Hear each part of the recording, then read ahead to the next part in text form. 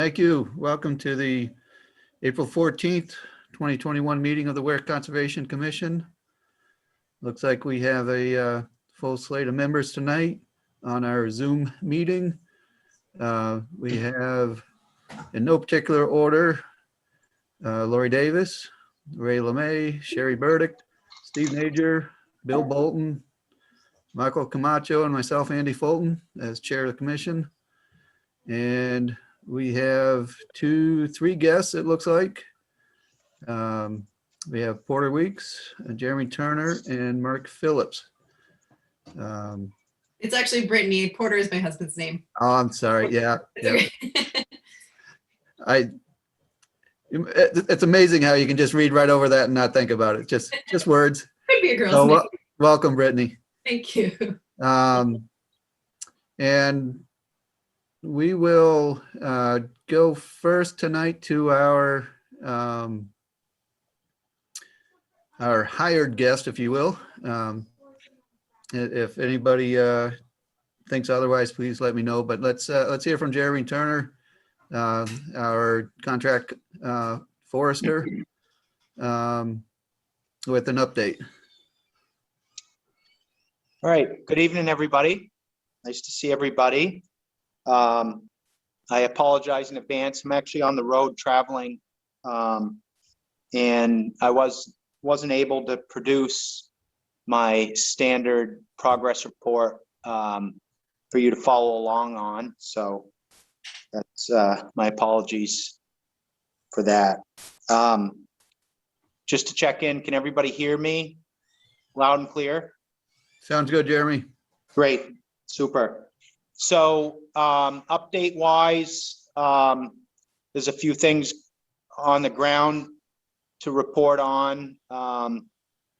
Mainly the continuation of the second year phase of the entire town forest boundary maintenance, and we're moving into a period where it's very dry out there, so we're beginning to start to paint a lot of the town forests. For those that need a little background, we've got a little over 30 miles of town forest boundaries, and most of those were originally blazed and painted 10 years ago. So we're sort of right on schedule to continue that process of long-term maintenance of boundary painting and signing. So we updated our signs a few years ago, and we've been able to sign and recon most of the perimeter of all the property boundaries. And now we're beginning to implement the second year of a 3-year project to complete the painting of all those boundaries. So that's been fun. We've been able to obviously run around the properties, visit each property for the most part, and for boots on the ground, that's good because we can learn more about the land, and if there's anything of concern or interest, we're able to kind of cue in on that. So overall, things are looking good on that front, and we're moving forward on painting a good slug this year. So I believe you have that Forestry Service agreement to process through. So that would be one action item on your end. The second of the 3-year Forestry Service agreement for that project. So that's an active item for you folks, and that's an update for some of the field work we've been conducting. The second item to report on in terms of on the ground work involves the Banks lot, which is a conservation property. And we completed all of the boundary recon and maintenance that we could attain ourselves a year ago, and that went pretty well. There are a few problem spots, and those problem spots we're trying to solve internally in terms of reconning and finding monumentation. And Steve suggested, I think the last meeting to investigate with a metal detector, which we did do, and we were able to find the whole northern section of the boundaries that were not findable prior to, and most of those involved subset or sub position in terms of ground iron rods in a lot of the field areas. So for controls, so we were able to find all of those. And then on the southern end, actually today, I met with Chris Bolton of the gravel, the ownership to the south, and he was very neighborly and escorted me and showed me a road system to get into the back, and that was a good connection. We talked about a lot of things, but so I got out there and I was able to start to piece together some pretty challenging boundary ambiguities out there. And what I'm trying to do is we're trying to do it internally at a cheaper rate to identify and get those hard to find boundaries, if we can secure them before, putting out a request for proposal for boundary work. So, excuse me. So that's moving forward pretty well, and it's looking better each day. And I guess that's kind of the on the ground report. Some of the other things in motion involve the Poor Farm, which we discussed in January. And I got the green light to put forth a request for proposal, which I sent a notice to Naomi and to put up for that, to receive proposals for completing the Poor Farm boundary dispute that's over there. And that is requested to receive for the 30th of April. So I haven't seen anything yet, but I've gotten 4 direct inquiries of local land surveyors. So I anticipate we'll have a pretty competitive proposal to evaluate. So I'll keep everybody posted on that later this month. And let's see. Excuse me, I'm just checking my notes here. I'll move into some of the action items on your end. There's quite a few forestry service agreements out there for different priority tasks that we've identified, and those forestry agreements are in your corner. And once they're, whatever ones are approved, they give me the green light to move forward on completing those. So the first one would involve the Farron Pond Trail, which is a rehab initiative. That trail hasn't seen really much, if any, maintenance that I'm aware of during my tenure, except for the Boy Scouts back in 2012. It's been a while. That needs some freshen up. It's a pretty high use area, and we didn't really do much restoration work post harvest. So there's sections of the trails that aren't being used anymore that I think we should restore.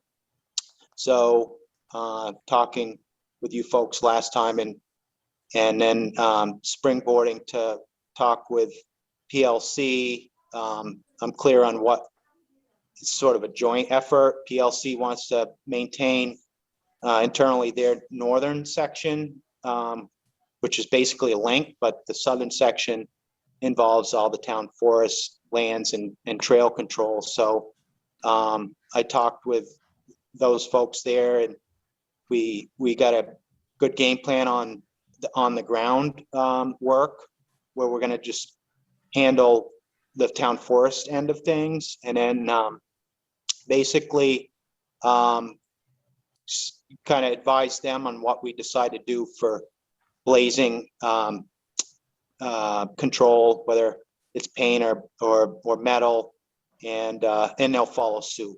So that's an FSA that the forestry service agreement that you have on your end for that item. The other item that's an action agreement for your end involves the invasive control program, and that's kind of getting back into that initiative that we took a break from last year because of some of the harvest work we were doing, and also just the lack of on our end to be able to provide that because we lost one of our guys that managed that. So that's back and up and running. So there's an FSA on that, which is standard program for hotspots that we have, that I strongly feel we should continue that program, mainly because the town forests have such a light level of infestation that it's highly manageable and cost effective at this point, unlike a lot of properties where it's just way beyond reasonable management feasibility for costs. The other forestry service agreement, third one, that's an action item on your end, is the mapping, which Steve's been working with Laura French on my team and has a much better handle on the scope of that. So if there's any questions about that initiative, I guess I'd direct it kind of to Steve, because he's been sort of the point person on that. That it's basically an investment for building up our record data for the town forests and conservation lands in town, and having kind of a portal on a digital end that's highly informational and up to date for users and taxpayers, et cetera, for having that sort of information about our land ownership and conservation properties.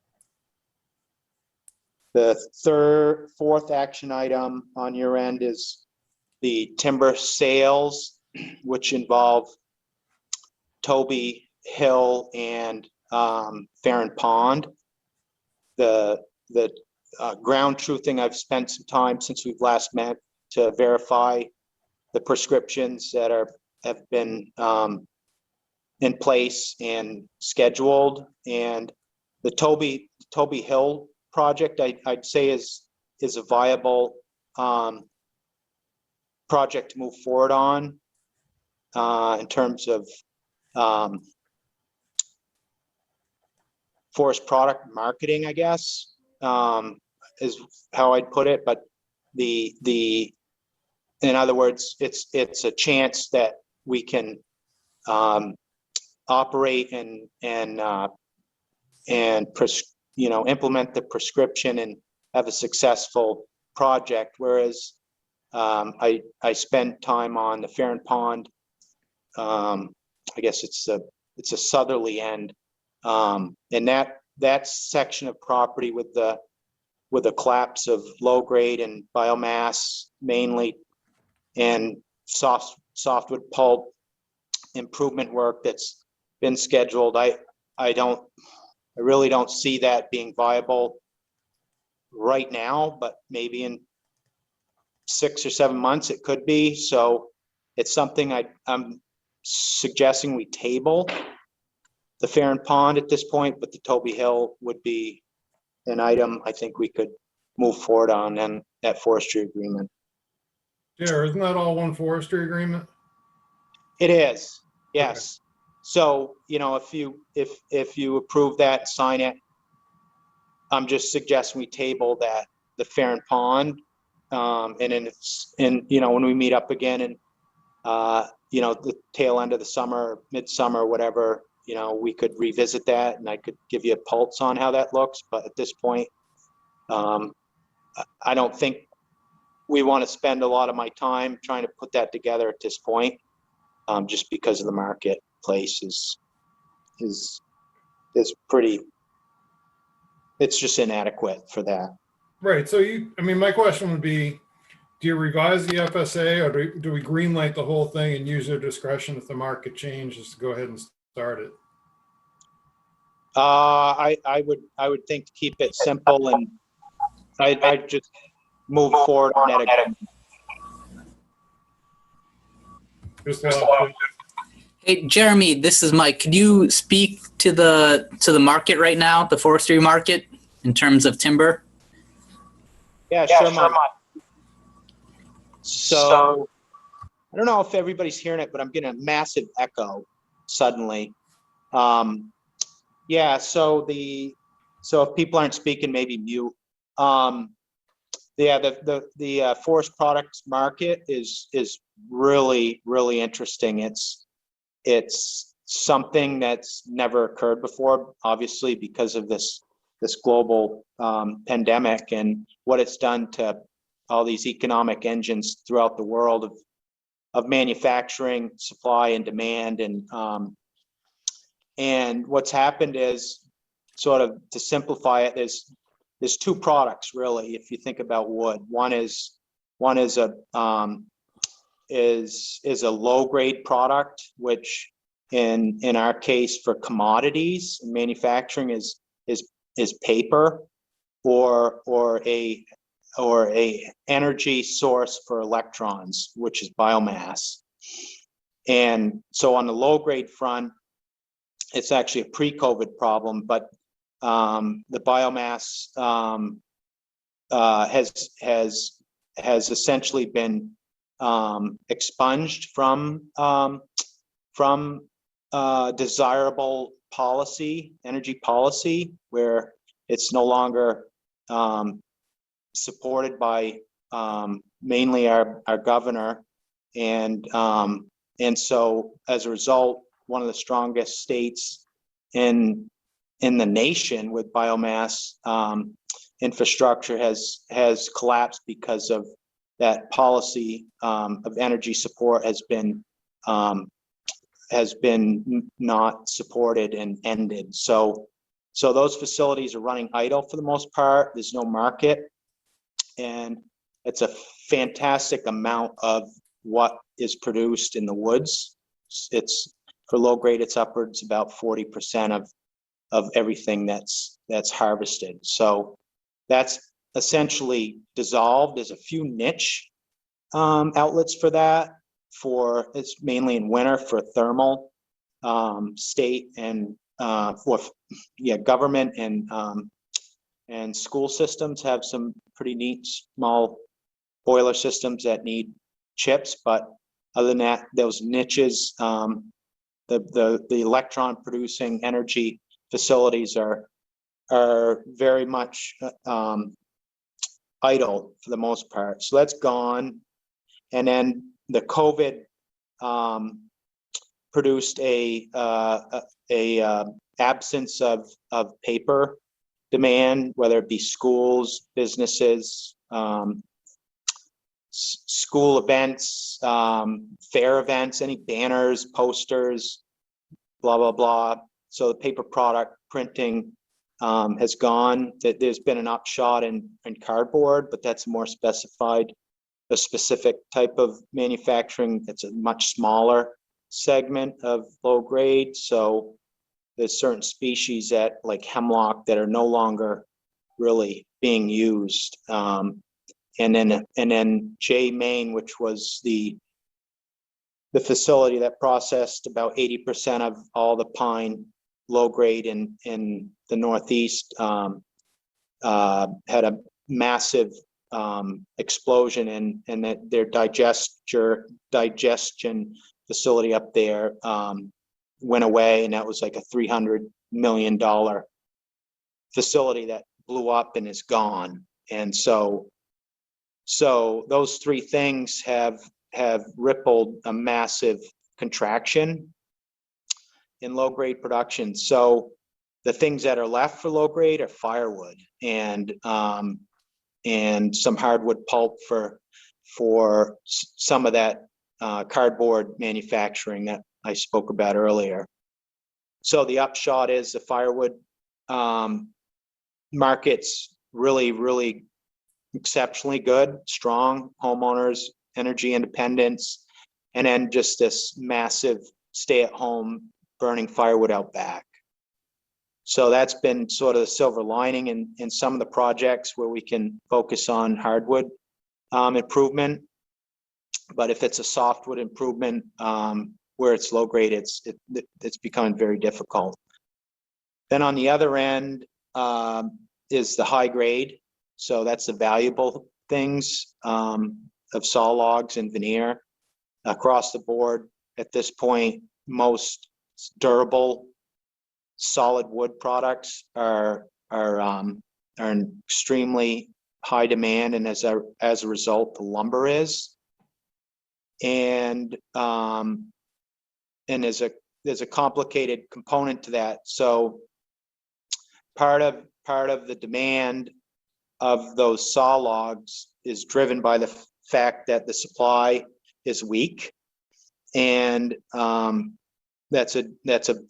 main driver of that is the low grade contraction. So if you think about a tree, you can think about a forest, but if you think of it just a tree, it's easy to think about on a tree level about, in general, about 25 to 30% of that tree is a saw log or a higher value, and then the remaining portion of that tree, the upper sections of limbs and smaller diameter or crooked forks and such, are low grade. And so if you're working in the woods and you're cutting trees or you're cutting a forest, and 25 to maybe 40%, if it's a nice stand,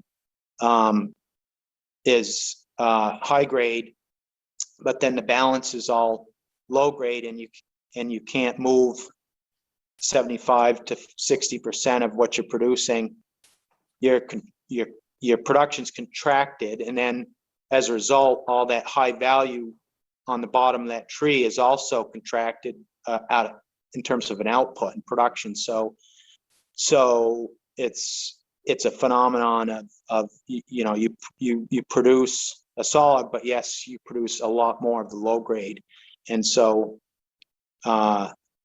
the saw log market is in excellent shape. It's record breaking and continues to be, but it's a very big supply bottleneck.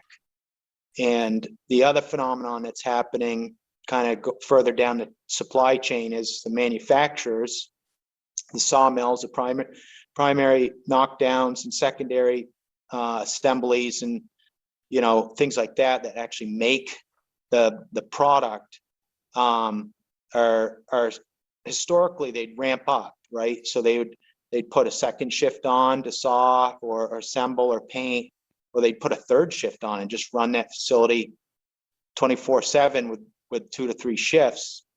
But in this climate, this social climate now, everybody's struggling, even outside of wood manufacturing, to even keep a first shift on. So it's complicated. That's kind of I don't know if that helps your question, Mike, but that's kind of the highlight of what's going on the ground.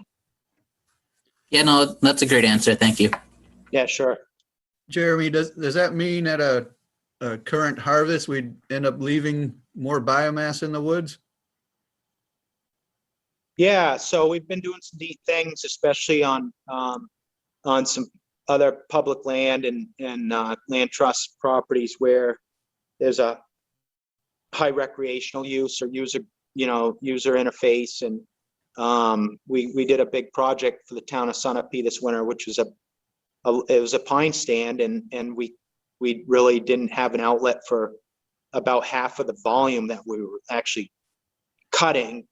And in proposing some creative ideas, the operator, myself included, and involving the town, we yeah, the residual loads are significant, but we kind of provided an opportunity with that challenge to kind of reposition that idea of retention to structure, to carbon sequestration, to habitat enhancement, and that retention out in the woods through this town forest and all these trails. They're purposeful retentions that they weren't just cut and left. You know, they're modified, moved, and positioned in ways, and everybody was tickled pink. And we just did a big hike there a couple weeks ago, and it just had a different story to it. So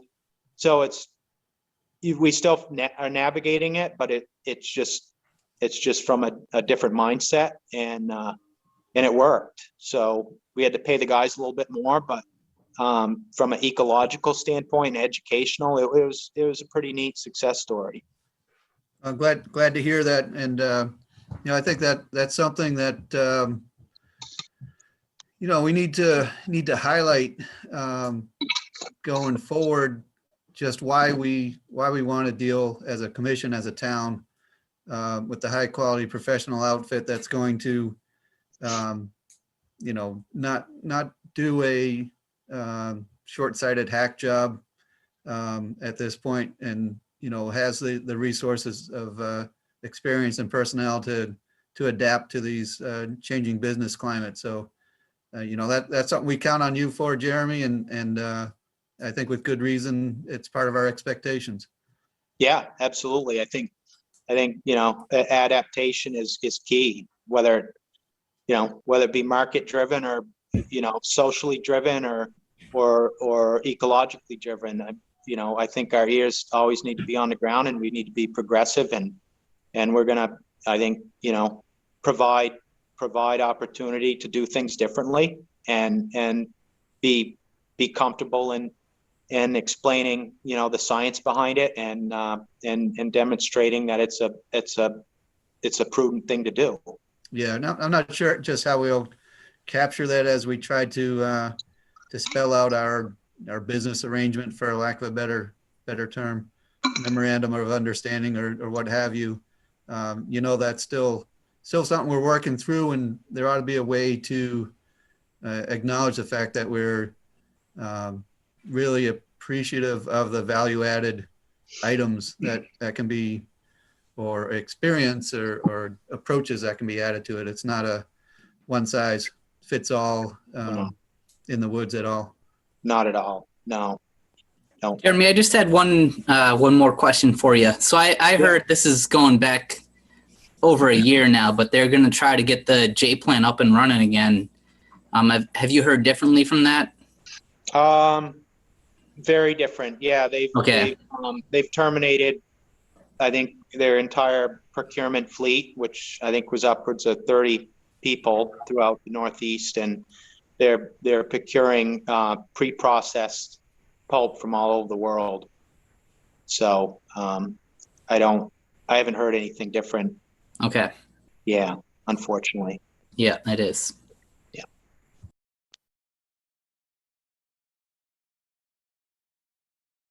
So I think that's everything I had on my end, unless you guys want to backfill some other items or components to what I just highlighted.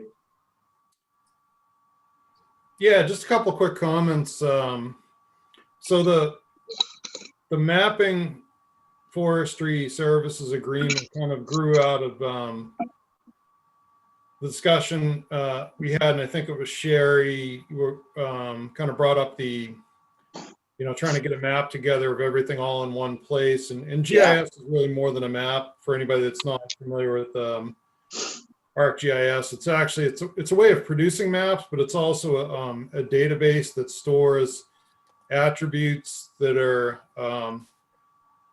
geo-referenced, meaning they're tied to a real world coordinate. So that's the beauty of that program. So the, basically recommending to look to initially spend about $2,000. So there's two components of that. Essentially, there's the data development that we can use on ArcGIS on our computer, and Meadowsend has ArcGIS as well. And then the second component that we really don't have figured out that we're kind of striving for eventually is to, I don't know if you've all gone on the assessor's website. That's actually GIS on there. There's like a assessor's database, and haven't had time to really look into, what that contract mechanism looks like, but that's essentially one tool. It's an interface that takes that GIS data and makes it available to the general public. So that would be sort of the idea, where the general public doesn't really need any specific software. It's sort of, it's available on a web browser, and the state GIS also has something, and I'm not sure what their interface. So this is commercially a few different interfaces that we, eventually need to get smart on, but this is really the data development portion, things like making sure that that boundaries are correct, that parcels are identified. So we kind of already cranked through a little bit of that, and also based on Sherry's request, and then also trying to get accurate information for the natural resources type things, like the invasive species locations, the timber harvest locations, forest compartments, forest harvest areas, prescribed burns. All those different things would be stored in different attributed layers. So highly recommend approval of that. I forwarded that one. Actually didn't end up going. I thought it was on the one with the that Jeremy sent around to everybody, so I just forwarded that agreement to everybody about 15-20 minutes ago. Sorry for that oversight. Then the rest of the agreements are all there, and I guess the only other thing that I wanted to bring up is I honestly haven't done a real good read on the forester contract that Naomi sent out. I know Jeremy looked at it. I did just notice one little problem on there. We had on the contract, it says that the forester will come to 1 to 2 meetings a year. It's actually quarterly is what we've been doing. I think that works really well. So I don't know, Jeremy, I don't know if you had a chance to send your comments back to the group, and then so we can refine that and get it signed. Yeah, no, I haven't really delved into that. I just did a really brief skim over it, and in general, I think the spirit of it makes a lot of sense. I think there's just a few details that need to be edited. So I can plan to do that as an action item on my end for the next meeting, if that works. That works for me. I think everybody really needs to take a good look at that and make sure, different eyes on it. I'd suggest that we all take it as an action item to get comments back to Naomi on that, so that we could have a discussion next meeting. Does that sound pretty good? Yeah. Yep. Okay. Yeah, so I think, is everybody pretty happy with doing this quarterly? Because I know I really am. I think it's beneficial to the townspeople and to us. Yeah, I think it's a good idea to do it quarterly. Yeah. I'd definitely say if it ain't broke, don't fix it. We always get, it's always something I find worthwhile. Yeah, I do too.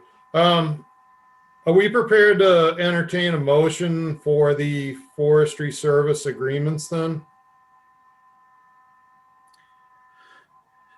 Yes, I think that'd be appropriate. We have the one that you sent over or sent around to everybody tonight. Remind me on the others, where to look for them. An email from Jeremy sent on, hang on, let me open it up. Kind of operating off my phone and off the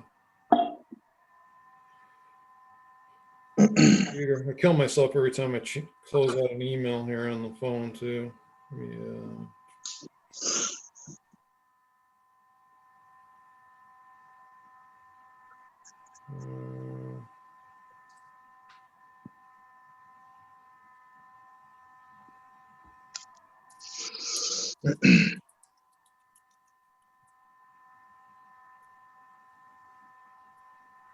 Was that something direct from Jeremy? Everybody, I believe. Yeah. Yeah, I sent it to the Concom email. Yeah, I was just looking at it. Let me find it here.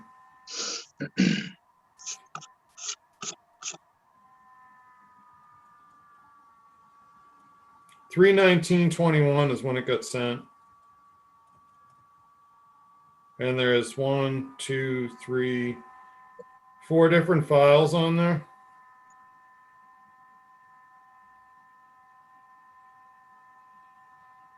And it's for everything that Jeremy just went over except for the mapping one. And I just sent the mapping one around.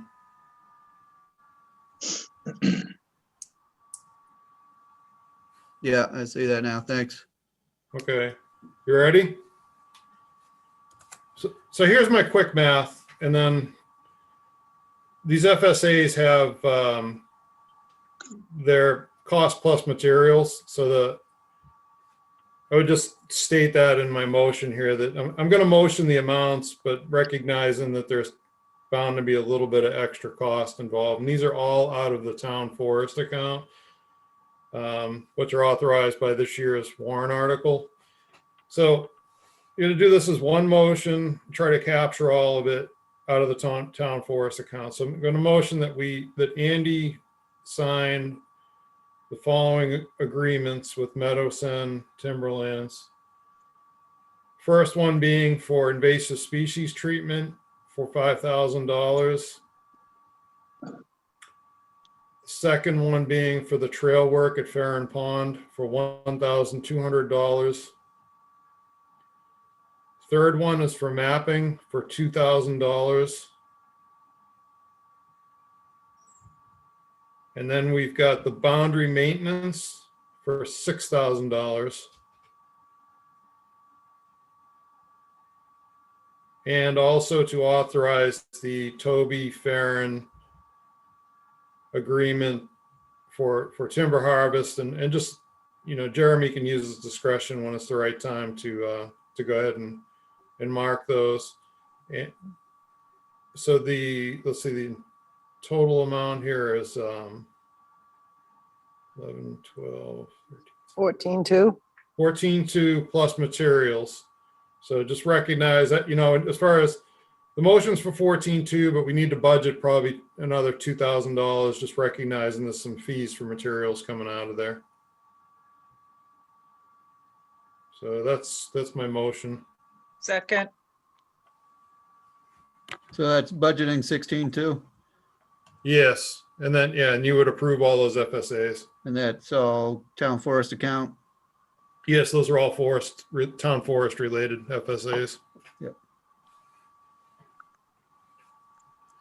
All right, Steve's made a motion to authorize my signature of the 5 forestry service agreements as he sent along to the commission tonight and Jeremy sent to the commission on March 19th for an authorized total of $16,200 from the approved appropriations out of the town forest account, essentially our town meeting authorized monies.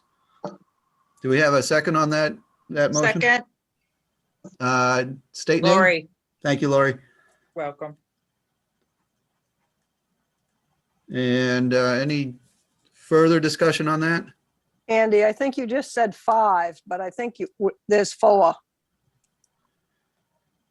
Correct. He said 5,000, 1,200, 2,000, and 6,000, which adds up to 14.2. Yeah, one of them doesn't have a cost, Sherry. It's the Yeah, timber harvest one.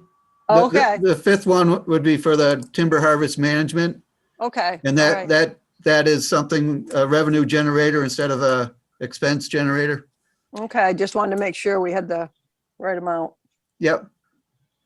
Yeah, like Steve said, that last one just didn't have the cost attached to it.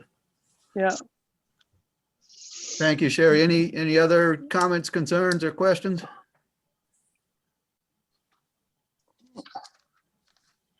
There being none, and our being on Zoom, I'll ask for a roll call vote. Andy's a yes. What do you say, Lori? Yes. Ray? Yes. Steve? Yes. Sherry? Yes. Mike? Yes. Bill? Andy, I think he stepped outside because the boys just pulled up. Okay. Just And put him we- as an abstain. We have 6 in favor and 1 not present, so all present are in favor. Thank you, Naomi, for letting me know.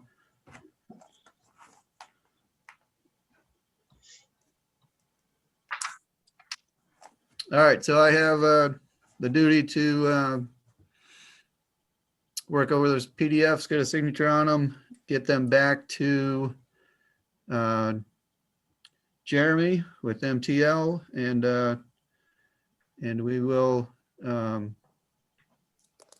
share the CCs on that around the commission and with the town administrator. Anything else that action-wise or question-wise for Jeremy? Yeah, we've got to, well, for town forest stuff, I'm a little confused on the, I don't know if we even need to discuss this during the meeting because they're already authorized charges, but there's a couple of invoices that need to get approved. So I'm not clear if we really need to vote on those or if you just sign them and send them, Andy. Right, if we've already been authorized, we don't need another motion to approve payment. Okay, so you just need to sign the invoices.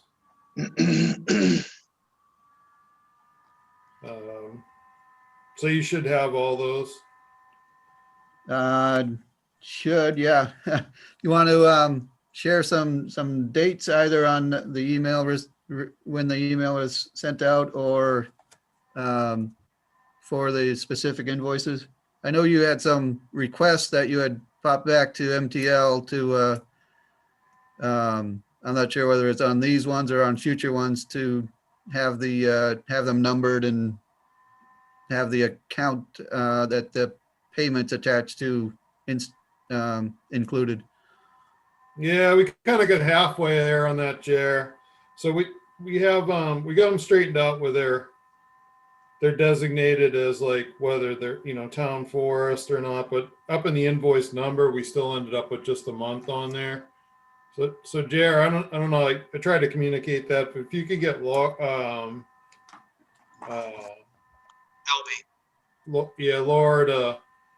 to really like just kind of number them and then put F or C instead of just, even if she numbers them using the date, but she's just got March on there, but it'd be nice to have them nailed down by number. But anyhow, Do those reference the FSA? Yes. yeah. One of them's for the banks. That's on that's going to be out of conservation. That she sent that along on April 8th, and then you got one I think on the 7th that's on the hourly, and yeah, so those would go against the town forest account. So those are all properly identified, and there's actually that one was on the, let's see. Okay, so it looks like the ones on the 8th are the corrected ones. There's 2 of them then. Okay, Yeah, so those are the 2 that have to go. But it's just those ones, there's one town forest and there's one conservation. Okay, we'll work on the invoice numbers, Steve. Yeah, great. Hey, the one other thing we got you, Jer, we're take off. Did we need an FSA for the Hardwick lot, right? To do a recon and a plan, or do we already do one? Nope, I can do that. I'll get those. So does the town own that property? Yeah. Oh, great. Excellent. Okay. I wasn't aware of that. Yeah, so we got to, I don't know how you want to tackle that. If you want to do boundary blazing, plan development in one FSA for that one, or you want to do it separate? I think if we can put it into one, that would probably be, streamline it for everybody. Yeah, could you do that? You mind doing that? Yep, And we'll- I'll do that. Okay, good deal. Good deal. Okay. Steve, I have just a quick question. I think Beth mentioned there was some invoices that go back to February. Are you familiar with those? No. All right, because, okay. I'm sorry, should have had her forward and she's not in tomorrow, but she said there was some she was waiting for. I thought she said February, but we can get that to you on Friday. She's not in tomorrow. Yeah, if you just send them to me and Andy, and we'll go through them. Because if they're not identified separately, you have to scrub them and just Yeah, by okay. the FSA. Yeah, I'll have her do that to you on Friday then. Okay, yeah, I wasn't aware of that. Sorry. Okay. No, that's all right. Thanks.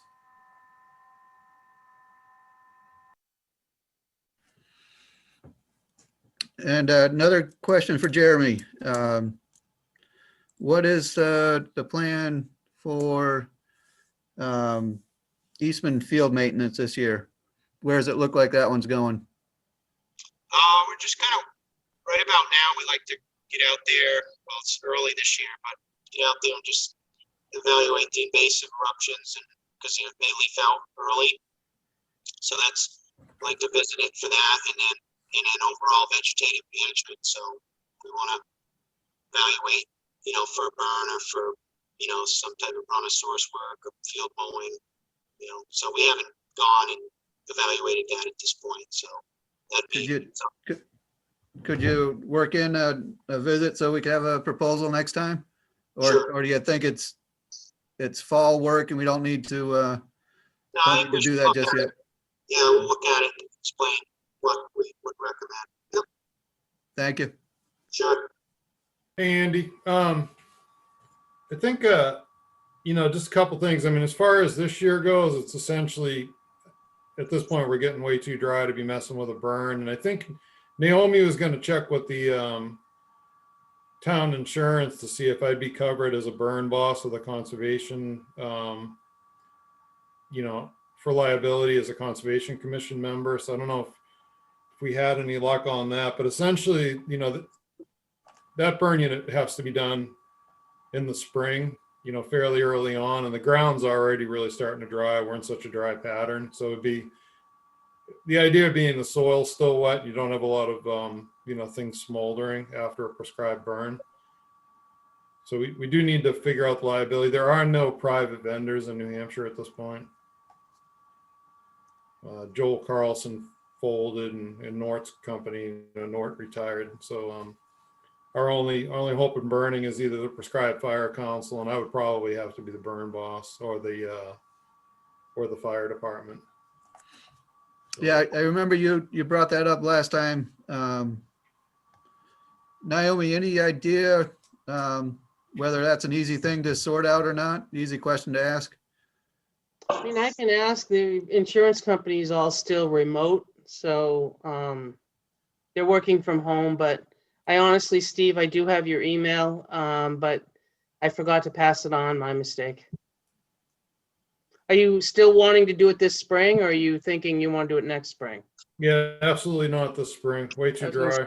Yeah, I was gonna say, I think it's way too dry right now. Right. So, But we so can just- have it prepared and make sure you're all set to hit it next year, right in the springtime.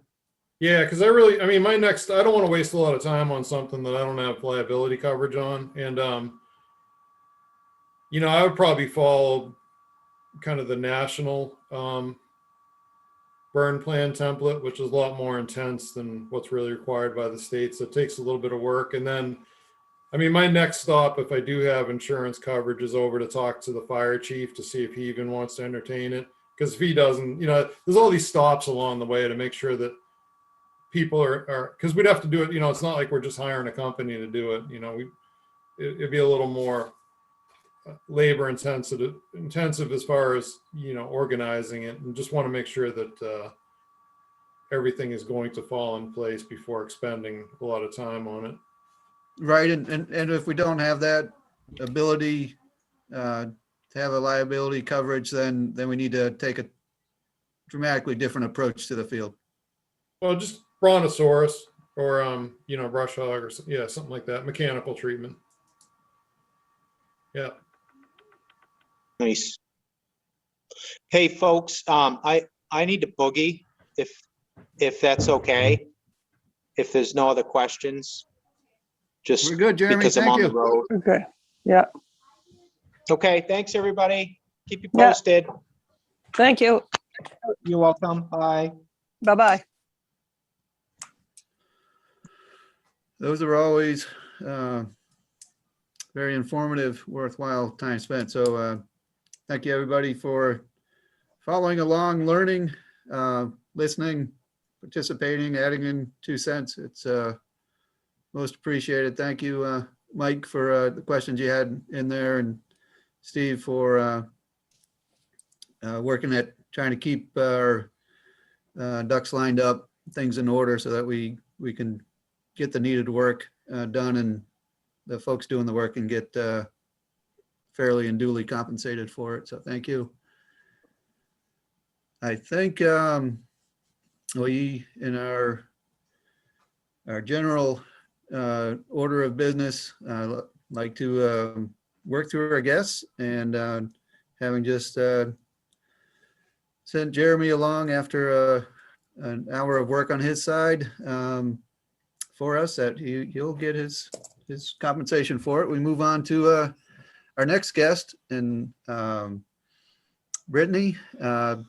Brittany Weeks has brought to our attention a permit application, and we've had a bunch of back and forth on this and trying to fulfill that role. We have I've asked Brittany to essentially walk us through the permit application as if she was a wetland scientist or a natural resource scientist in the meeting room with us and passing out pieces of paper. And she sent along a link to a Google Doc. And I think Naomi sent along some PDFs if at least of part of the application.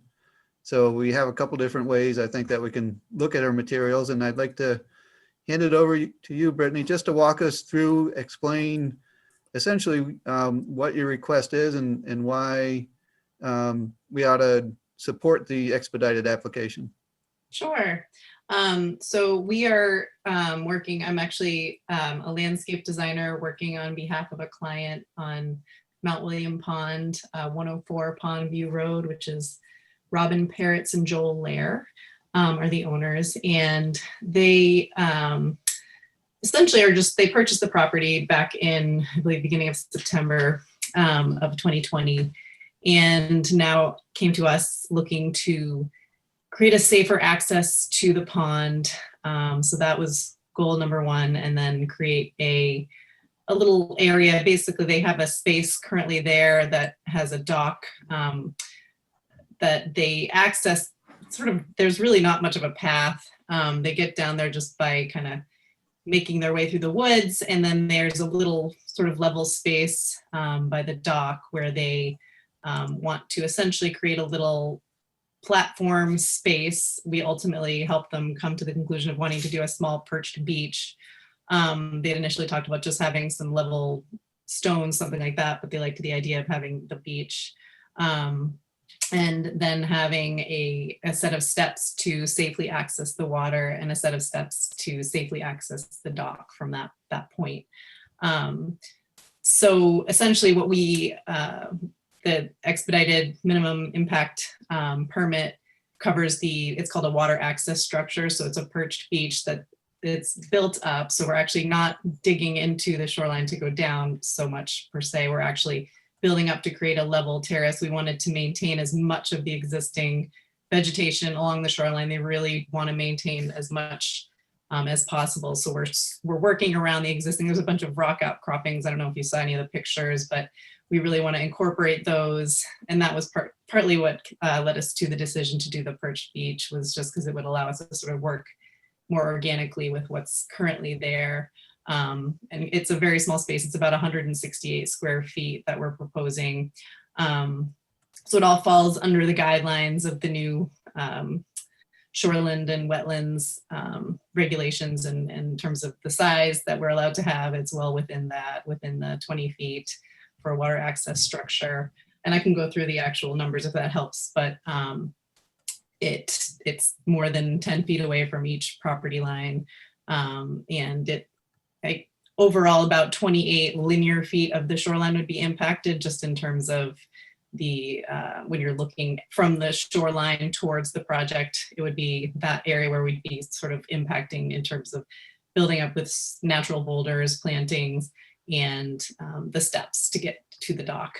So we're not proposing moving the dock at all. It's going to stay where it is currently, just adding access to it, and then the steps that access the water would end prior to the water line. So it's not going to go into the water per se. It would be stopping at that point, which is another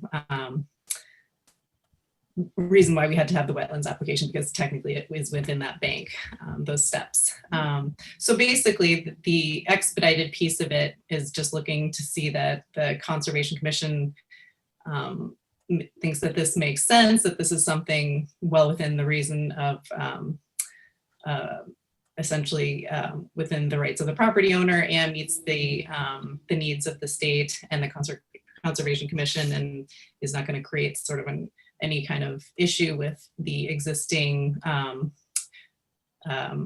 runoff. It's going to all be level. The perch beach is essentially going to be created almost with it as though it were a pervious patio underneath. There's going to be essentially like a catch basin underneath, almost, with the amount of crushed stone that's going to be in the base preparation. And then it will be lined with filter fabric, so nothing's going to be eroding through that into the water. I think a total of about 6 cubic yards of sand would be required. It's about a foot deep. And then really just revegetating around that, so that anything between the perched beach and the water, we're going to create planting pockets and revegetate with native plant material. Things like America Gale we've used in the past, blueberry, and other native plants, bearberry, things like that. But really trying to keep the amount of disturbance to a minimum overall. So that's the sort of broad scope. And if there's any questions beyond that, I am still waiting on the data, the New Hampshire Heritage Bureau data check. We still are waiting to hear back from them as far as any action items that they would have for any threatened species, anything that came up. We did the initial IPAC review, and it came back with a few things. There's a plant species, I think it was world begonia, a bat species, as well as I believe there's a bird. And those are things that usually that is an online thing. So we get that back, and it ends up being the same species. Typically I find with these that come back for the Heritage Bureau, but they'll give us specific action items, like if there's something they want us to, avoid a certain season, not to build during a certain time frame, or if there's a specific thing that we need to be looking out for during construction, then we would add that to the plans. So unfortunately that piece is not on there, and we're waiting to hear back from the historical archaeological review, but the initial search that I did on their online database came up with nothing. So beyond that, if there's any questions, I can answer any. How do we get the documents? 'Cause I never saw anything from Google Drive, Andy, and we're not sharing any of this, so I don't have anything to review. I thought that went far and wide. Hold on. Yeah, I also didn't receive any documents. Yeah, I didn't either. I misspoke on one level, because I conflated a couple different applications. What Naomi provided was for something different. And it looks like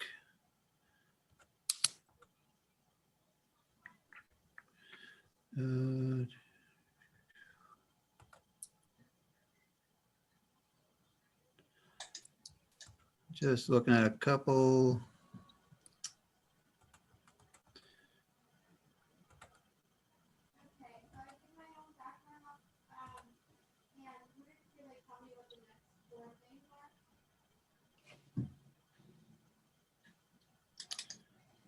Okay, Brittany, apparently, can I forward an invitation to view to the commission? I mistakenly thought it went to everybody, but it looks like maybe it was just sent to me. I can resend it. And the other thing I could do, I can resend what I sent too, but if it helps right now, I don't know if I can share my screen, because if that does help, I can at least pull up the plans we can look at right now. If that helps, but why don't I start by sending that same Google Drive folder to the whole From, Conservation yeah, Commission? from that work? Monday. Yeah. You sent, I guess, I skipped over that. It was just sent to me at 2:53 on Monday afternoon. Let me send that directly to the Conservation Commission. And Naomi, should I copy you in? Let's see. Yeah, go ahead. We'll start there. Well, we're waiting for that. Just had a couple questions. So I don't think everybody's really familiar with the different reviews. Like IPAC is U.S. Fish and Wildlife Service, if I'm not mistaken. Yeah, it's the federal piece of it, correct? Yeah. Yeah, so the small wart begonia is nowhere near the pond, and the northern long-eared bat's just regional issue, nothing to do with the pond really. And I'm not, I don't know. The birds that came up, like I've done a recent IPAC review, are just the birds of conservation concern, the whippoorwill and the. Was it the grosbeak, I think? Oh, was that on the? Yeah, I think that came up. Yeah, I believe that was on one. there. Mm-hmm. So it's really none of that's got anything to do with the pond itself. Mm-hmm.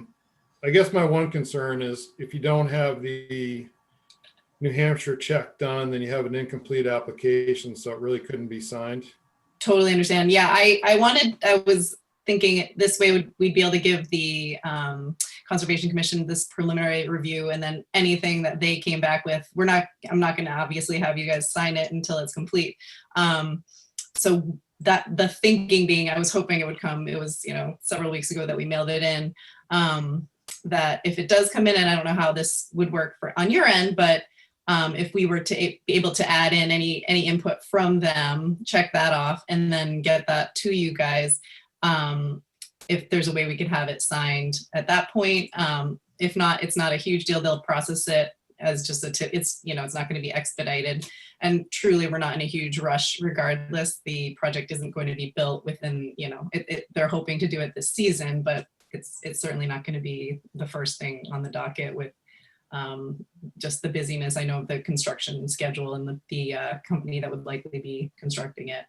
And just something for general knowledge on the commission. Sometimes we do receive these sort of applications with more than a hint of urgency, especially on Lake Horace, with folks saying, well, I want to do this during drawdown, and they're going to start refilling.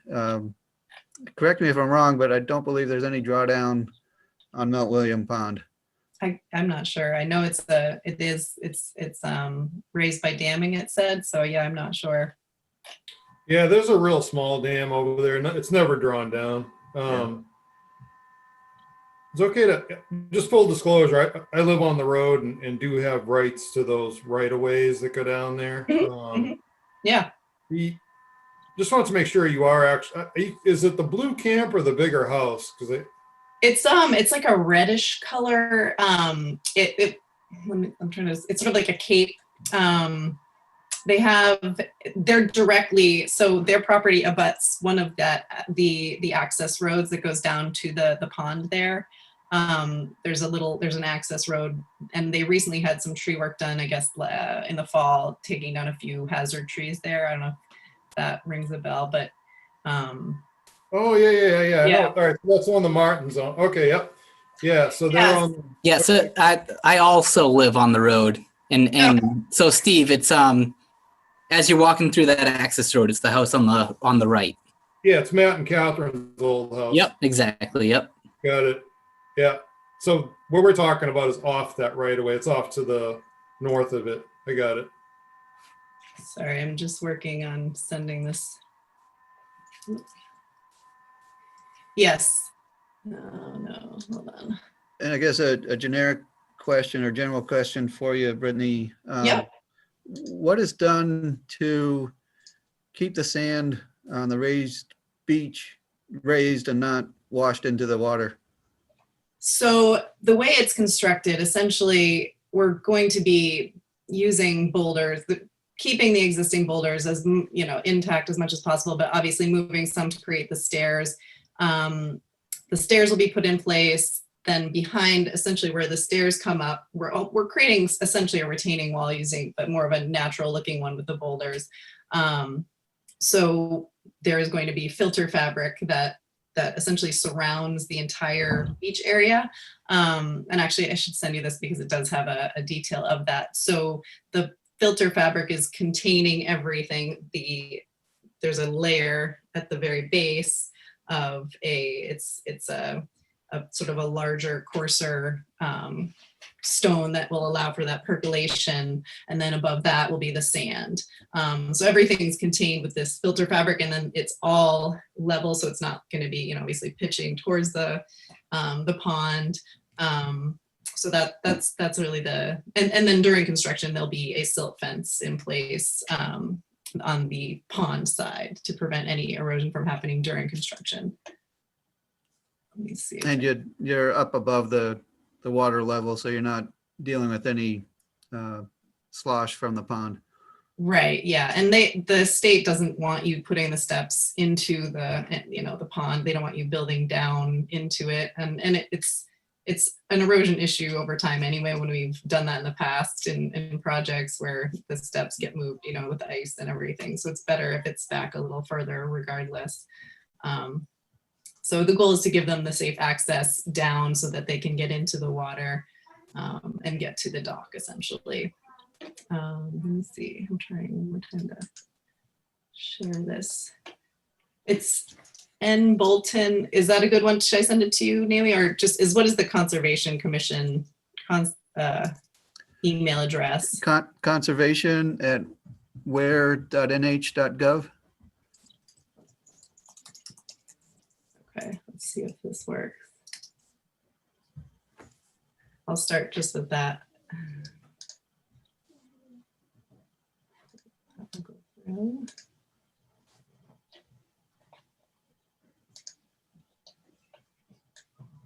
But yeah, the overall, so the location of where the beach and the access steps are going to be is an area where they currently access the water informally. It's just they go down this kind of goat path to get there.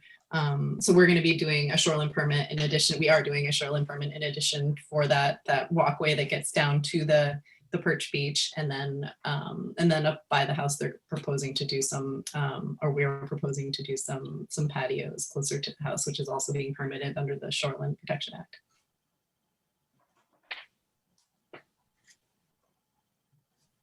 With that other work, have you looked at the wetlands buffer ordinance and where? Say that again. There's a wetlands buffer ordinance in where? So I looked through some of the zoning ordinance, but please refresh my mind if it was something that I missed.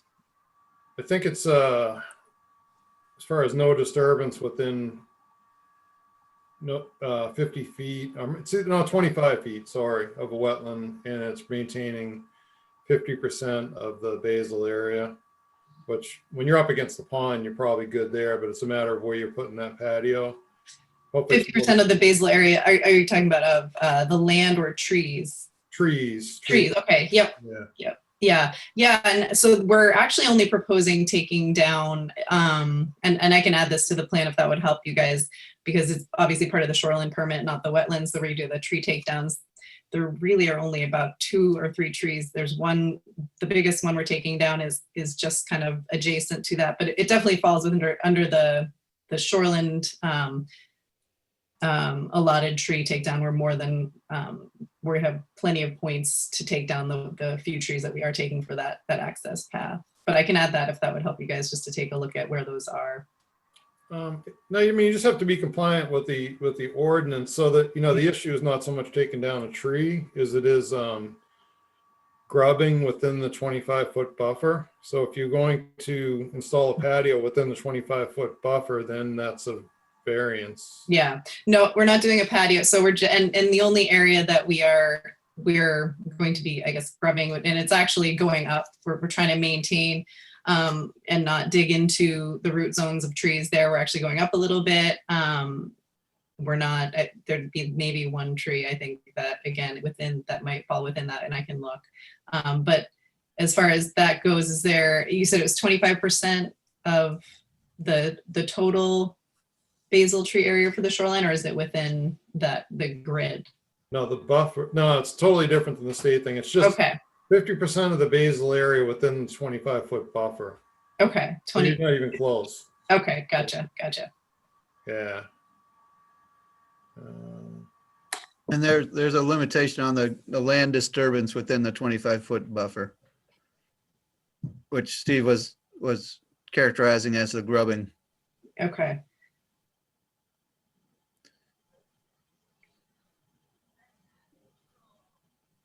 So does it seem like that it meets? I'm just not quite clear. What is that? What is the Well, regulation? say? certainly the raised beach will be within 25 feet Yeah. of the water, correct? Yep. So So if is there you're- no disturbance, or was it just the 50%? on the land disturbance, Steve, do you remember what the exact wording was? Yeah, I think it's none. Yeah. So Brittany, this might be a case where, in addition to the other things, a local variance would be required. If we were to maintain stumps and things in place and not get into that, I guess that's probably not going to be possible if we're doing the steps, but Well, it looks like you're proposing a little bit of a cut on the upward side. right. Yes, that's true. Yeah. As you dig it, that's what I was just thinking. As you get back further into the shoreline's jurisdiction as well, we're going to be going up the bank, or not the bank, but the slope. And definitely that could even fall within the 25% as well, I would think. So I mean, would that require a variance? You're saying with just the, a variance from the town wetland buffer ordinance. okay.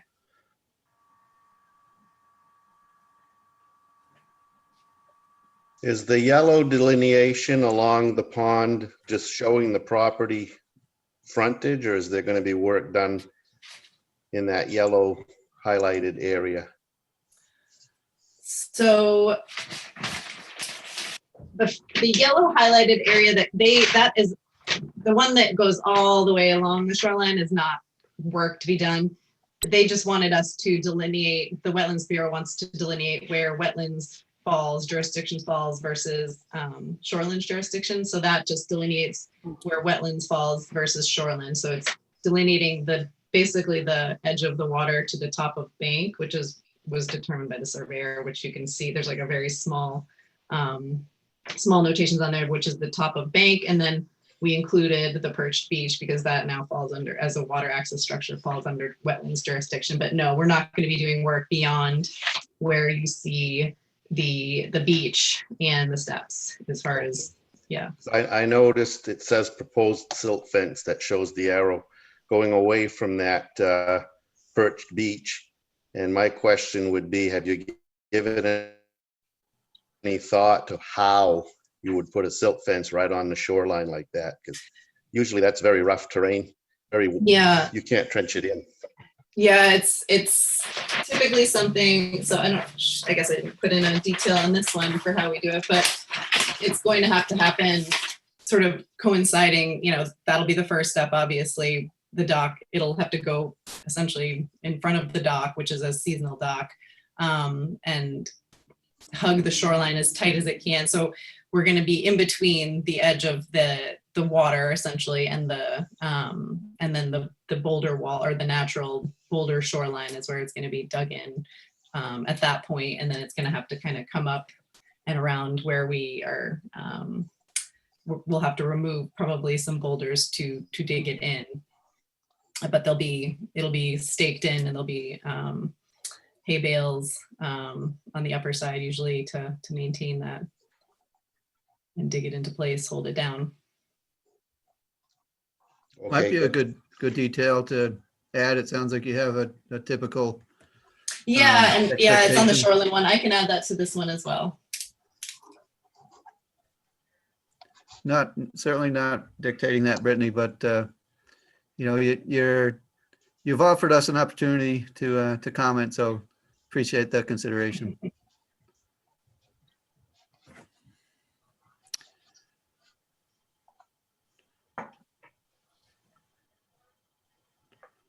And are there any photos of the area There are, or as part of- current as part of the application? yeah, it's under the supporting documents folder. Yeah. It should be in there. Let me make sure.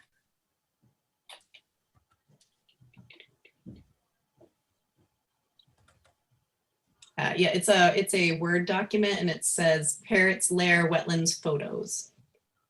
Oh, yeah, there it is. Thanks. Mhm.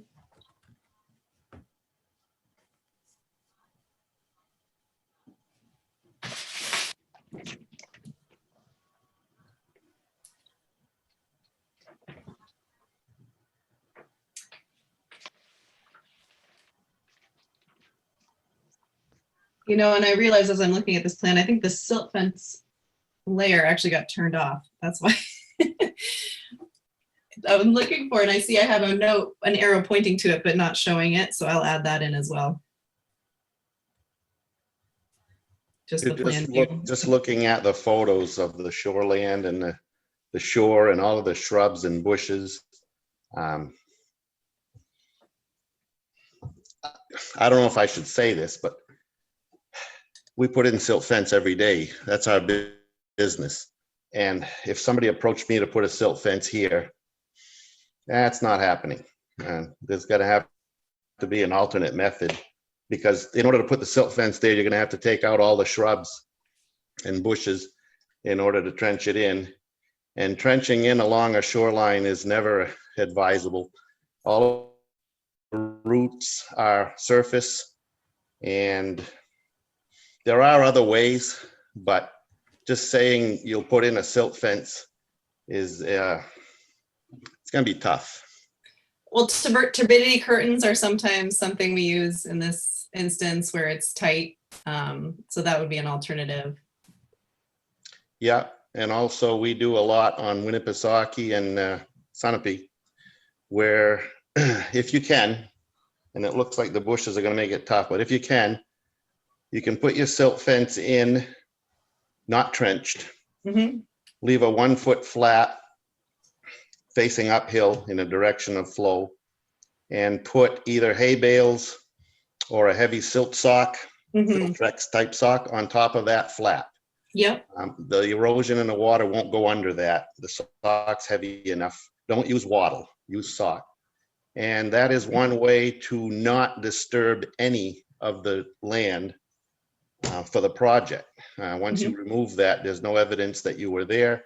If you try to trench in a silt fence, you just destroy more than you're trying to protect. Sure. No, that's great advice, actually. And to be honest, I think that the silt sock is something that, you know, we use all the time regardless, so probably would be used anyway. So I think, yeah, adding that detail in would be helpful and showing how that can essentially go over the bank so that we're not having to remove the material would be the goal. Yeah, it's been, we started doing that a few years ago, and actually this year I started seeing some certain engineering companies up that way start to specify it on their plans. I know where they got the idea from. Nobody else ever did it until we did, but anyway, it works very well. We have Yeah. never had any trouble with it. I don't even know if I should telling you this type of advice No, in this this is, meeting. yeah. I'm new, so, No, but no, that- We that's just want to fine. add it to the plan, so that's Yeah. great. Yeah. It's fine, Ray. We are, each of us bringing different things to the table, and professional experience is warranted. All I would say is, as a businessman, if you had a business interest, that you wouldn't bring it to the meeting. right. And that's not what you're doing. You're bringing experience, so I appreciate that.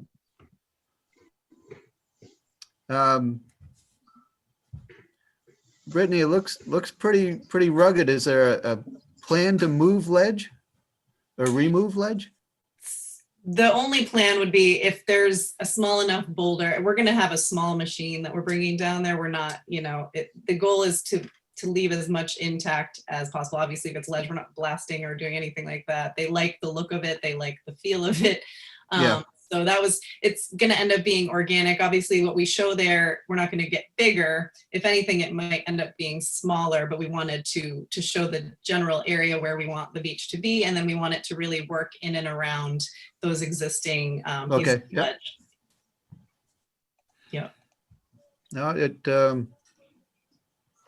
if I may, it appears as though you've given quite a lot of consideration to it, and on behalf of the town, and the local environment there, we do appreciate that. So there's one thing to follow the letter of the law, if you will, but there are ways to do things, as Ray mentioned, that take it to another level, and I sense that that's part of your game. I appreciate that. Absolutely. Yeah. No, we definitely want it to look like it was always there.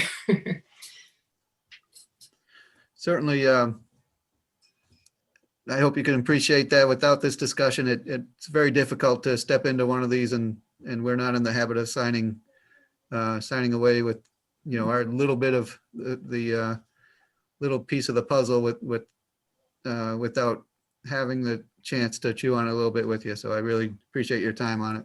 Yeah, and like I said, there's no rush. We haven't even gotten, the stuff back. So we're waiting on that piece. And as soon as we get that, then we're gonna, like I said, add that any information that they have to the plan if needed.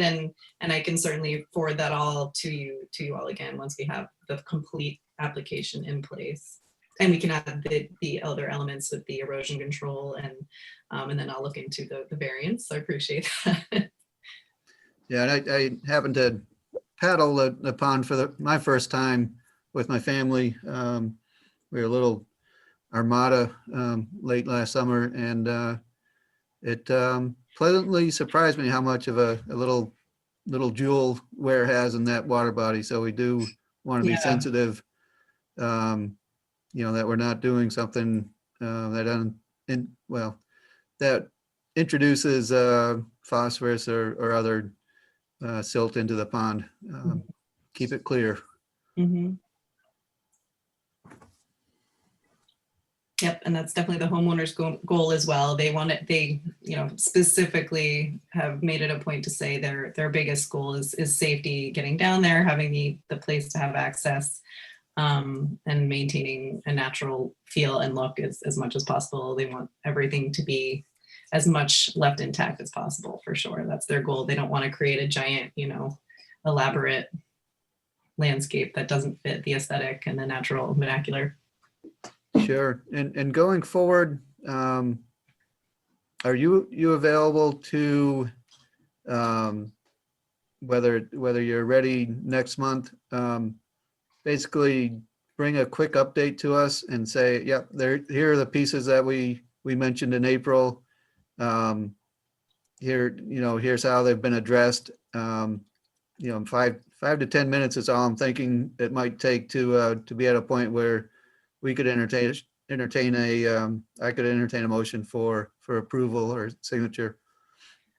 Sorry, 5 to 10 minutes of the next Conservation Commission meeting. Right. Is that what you're saying? The goal being, obviously, we were hoping to have this submitted sooner than a month from now. But obviously, if we're going to have to seek out a variance and everything else, then that's going to slow it down regardless. So that makes sense. If that's the way it has to move forward, that's fine. And sounds good to me.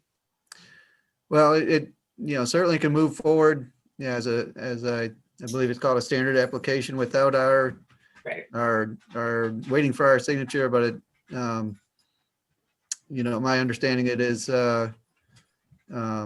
expediting is an incentive to have this discussion with us. If second Wednesday in May doesn't meet your timeline, then we need to know that now so that we can consider other alternatives to essentially add our endorsement as you take this further to the state. Yeah, no, I guess the only other thought I'd had is if, and again, this would only be if all the stars aligned, we received the Heritage Bureau review all of a sudden tomorrow and everything came through. And my thought was if it was a matter of just finishing that up, adding it into that, sending that along to the board, and then being able to, I know in other instances in some towns, I've been able to just go to the town and have a representative sign off on it, rather than, because obviously, waiting another month and it's not really expedited. But that being said, I think, again, if I'm gonna have to look into the variance as well anyway. So that was just my other question, is that even an option? And if not, then we'll have to go for the second Wednesday in May. Andy, can I ask a few questions? Please do. Yeah, because it seems like we're kind of pushed along a little bit on this. So on the plan itself, I don't really see a wetland scientist stamp, and just kind of curious of like if a delineation was done or who did it, or. No, we did not have a wetlands delineation done. It's just a survey. Yeah, so I mean, is there some exemption that we're operating under? Because I thought that would be required normally. Typically, I mean, there's no wet soils. If we had seen, besides obviously it being a pond, on their actual property, if it was something we were doing like a wetlands crossing or a stream crossing, or maybe we'd noticed that it looked like a wet meadow or a wet forest, then we would have employed a wetland scientist to look into that. But that's my experience, at least. I'm speaking more from state requirements, so I'm not sure what WARE requires. No, I'm just asking about the state requirements, because you're working at that interface of wetland, which is probably the high water mark, and it gets a little iffy with dams, how that all gets figured out, if there is a small dam involved. Usually most of these wetland permits involve a wetland scientist, so I was just kind of curious about that. And then as far as the zoning ordinance, just so you know, and so we get it into the minutes, it's bouncing around here. It's Article 28, and if you look at page 41 under buffers, it's right in that section there. Okay, thank you. Yeah, so Article 28, page 41 under buffers. Yeah. Okay. It's right at the top of the page, and that's what you'd essentially have to get a variance to. Okay.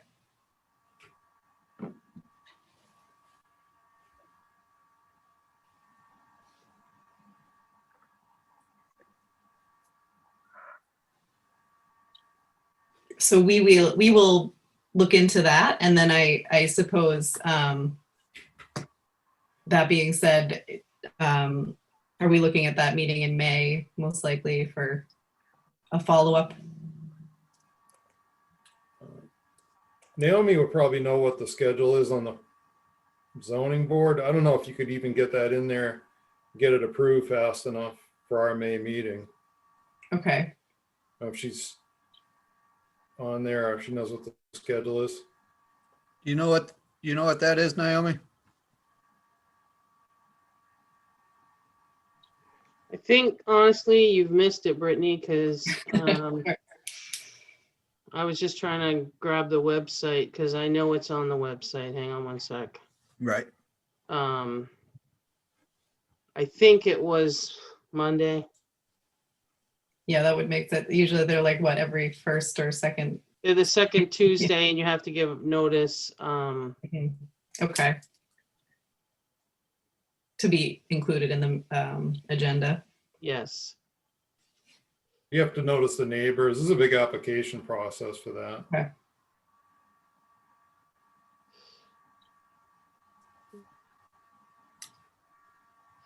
So Brittany, it was today.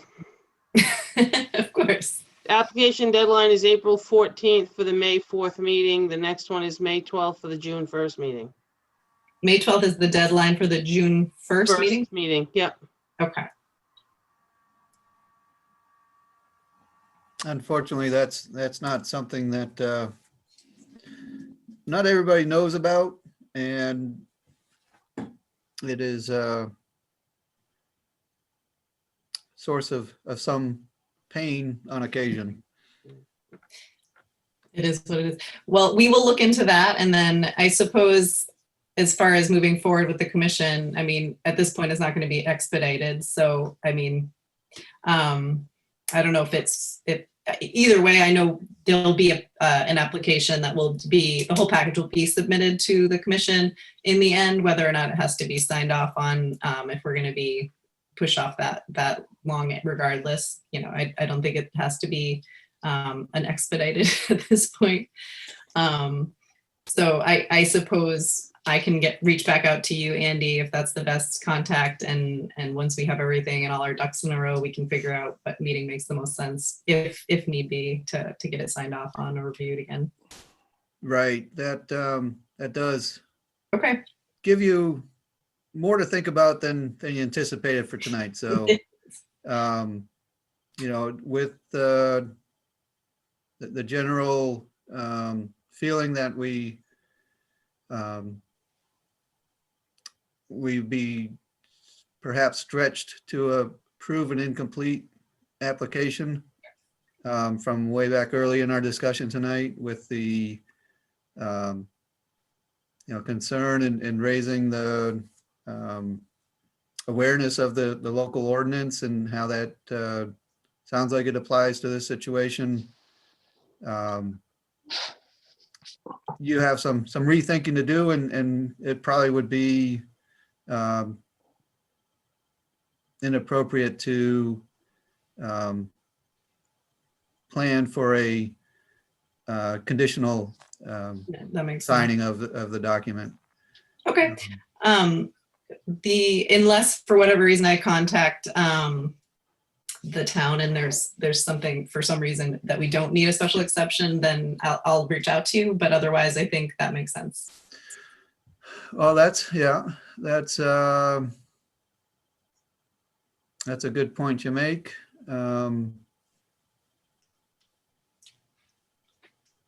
It sounds like we do, but I'm just saying on the off chance for some reason we didn't. I can get back in touch with you and then we can move forward. Does that make sense? I think the key is, you know, even with having essentially dry soils that are involved, you know, we do have, by definition, wetlands along the boundary or along the border of the pond. So unless the edge of the pond is not considered jurisdictional wetland, then we do have the buffer ordinance in play in our pretty clear reading of it. And I think most, even if you could have a statement saying wetlands were not delineated by a wetland scientist because of experience that says, these are high and dry and we know this. Even a strong statement, much stronger than what I could just make there. You just don't get away from the edge of a body of water of there being wetlands involved. So you're within 25 feet. So the ordinance is applicable. And that kind of circles us back around to the point that, we'd be hard pressed to say the application's complete at this point. Yep, understood. I would characterize our interaction as constructive and potentially helpful to the whole project. But certainly the owner's expectations and timelines perhaps have been stretched or will be stretched, and It's okay. you'll have to decide how best to bring it back to us, and in what form you need to do that. Sounds good. Any other thoughts from the commission?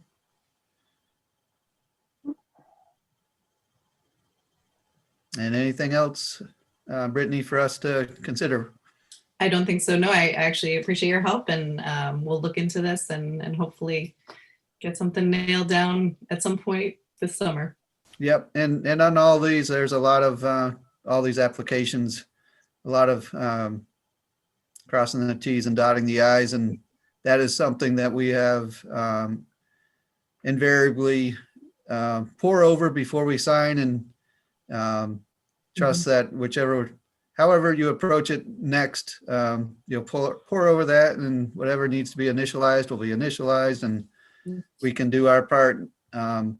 If we get it complete and we get that motion to sign, and the town clerk can do her job, and all can be taken care of. But it looks like we've perhaps broken your timeline, and you'll be addressing that. No worries. No, I appreciate your help, because honestly, this would have come up regardless. So yeah, I'm glad we're doing it now and figuring it out, and that we can get everything lined up the correct way, as opposed to finding out after we've submitted everything that we missed something. So I appreciate all the input. All right. I appreciate your intent and your patience. No problem. All right. Thank you. All right. Have a good night. You too. Take care. I'm Yep, going to log bye. off.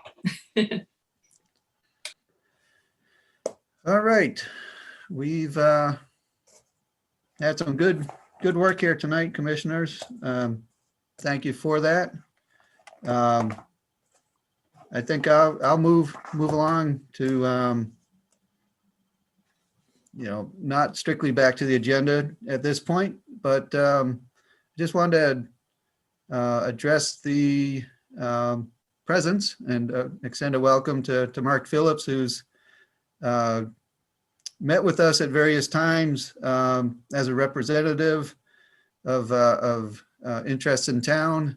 And I've had a number of other professional and personal interactions, all good with Mark. And I would just ask you, Mark, to, in this venue, in this first meeting where you've come forward after filling out a interest form and volunteering for the town, just talk to us a little bit about, what your proposed involvement or expressed interest in the commission amounts to, and sort of where you're coming from and what you would like to give and get through being involved with the Conservation Commission. Well, I'm a business owner in town, have been for 14 years, been a resident in town for 9 years. I've been involved with another organization in town, which is closely entwined with the Conservation Commission. Intrigued in what you actually see. And as a business owner and stuff, I'm now more concerned that we do protect our town area from overdevelopment, because that also affects the word would be recreational part of the town. So I'm trying to do my part, be involved and understand what's going on and see what I can do to help. All right, then I'm going to draw you out just a little bit. Okay. And let me just share this with the commission. Perhaps my greatest interaction with Mark has been through my work as somebody involved with helping to guide the cleanup of properties that have petroleum, typically contamination. And I just want to express my appreciation and my sort of insights into the man a little bit. And, Mark mentioned that he moved to town a few years back and has a business interest for more years than that. One part of the business interest that you ought to know about Mark is he took on a difficult property, a property that certainly had some assets, but it had a lot of liabilities to it as a former salvage yard. And Mark retained good people, in my opinion, to do work on this project and to essentially close down, clean up, turn something that was more than just an eyesore, because there were contaminants underground that or had seeped through the surface down into the water, and in my opinion, and that's what it is, it's me speaking as a person, not as an employee or not as a, even as a commission member. Mark's done a fantastic job in seeing that the right things were done to rehabilitate a property. And, there's no doubt in my mind that that he did it the right way. And it's not done. There's still some ongoing things that need to be kept track of, but I appreciate what he did with that property, and that to me speaks very strongly of the man, and really backstops the little bit he was willing to share with us right there. So thank you, Mark, for that. And I will let you know that we currently, in my view, have a full slate of members at 7. And my understanding is we have no alternates at this point. And there's always openings for alternates. And that has often, or would often, allow an alternate to step to the table and become a voting member if there is a full member not present. Are you at all familiar with that concept, Mark? Yes, I am. Thing, and if that's an opening, I'd like to be an alternate. Okay, I appreciate you saying that. There might be some who might be tweaked by that and not appreciate it, but just your willingness there is appreciated. Sort of the bigger picture is a conservation commission does not determine its membership. We propose people, and I, as the chair of the commission, sign off on applications for membership. But ultimately, a member needs to gain the approval of the governing body of the town. And in our case, that's a board of selectmen. So I don't control our membership in that fashion. But I certainly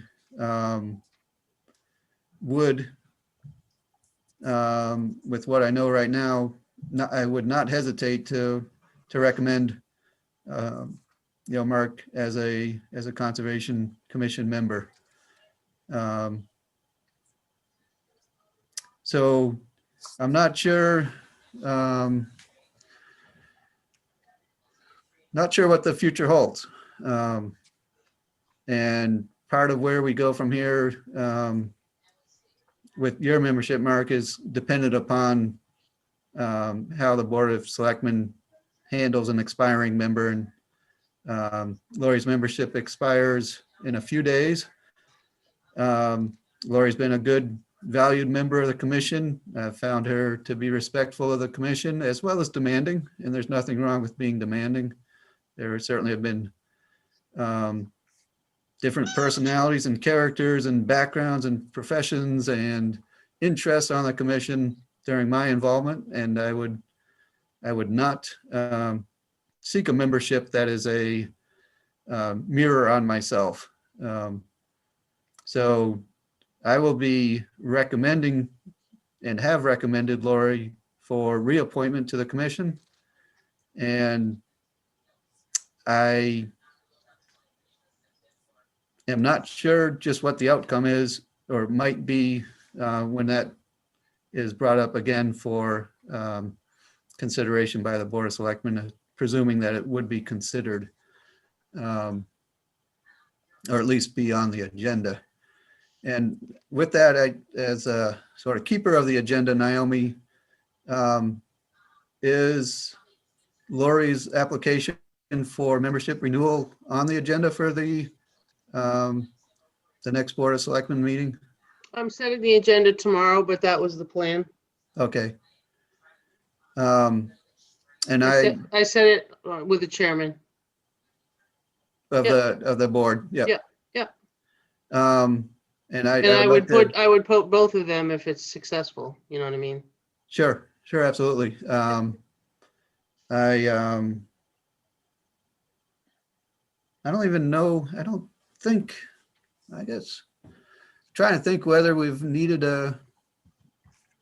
gone to a motion to have the chair sign the membership application form, or whether that is something that falls strictly to the chair. I'm not sure. Anybody recalling that? I'm not sure why I'm.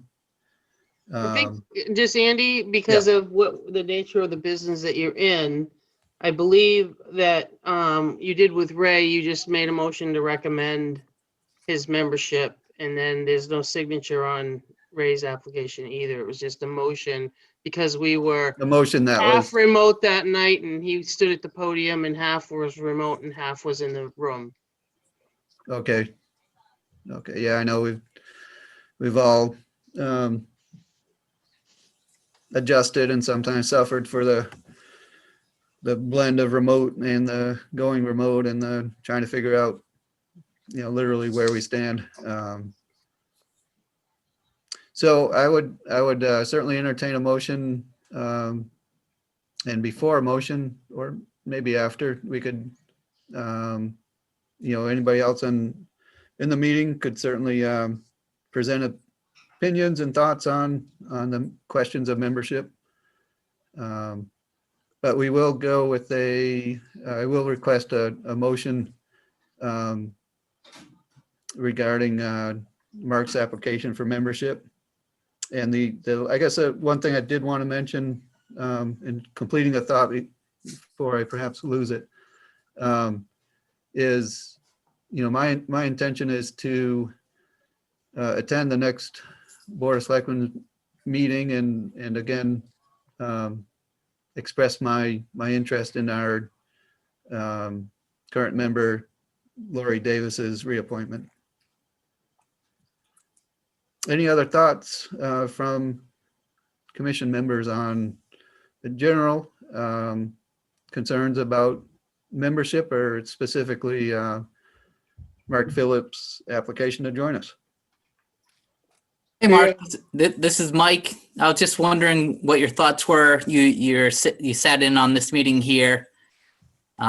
Is this, the whole conversation that's pretty typical, I would say, of the meetings? Is that something that interests you and you're learning to dive into? Well, I find it very interesting and actually what goes on and some of the projects brought forth for the commission to look at. My business typically is not in construction or any of that stuff, but it's something that's, I'm finding that it was a very interesting meeting, and listening to what happens with the town land that you guys manage and what MTL's manages for us. Yeah, I'm something that I interested in to see what happens.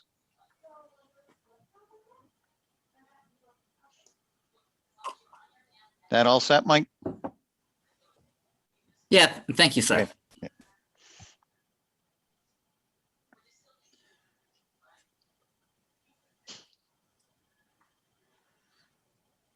Any other thoughts on commission membership from our diverse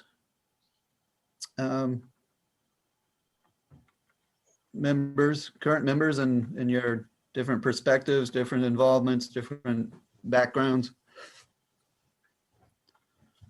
So the form itself doesn't really say, full member or alternate or anything like that. So I don't know where you were going with that previous discussion, Andy. I don't really see a block to put anything like that in there. I mean, I really have no issues with, it's great to see people interested, Mark's interest in joining the commission. So, I mean, as far as the recommendation of having him appointed as something on the Conservation Commission, I think that's all good.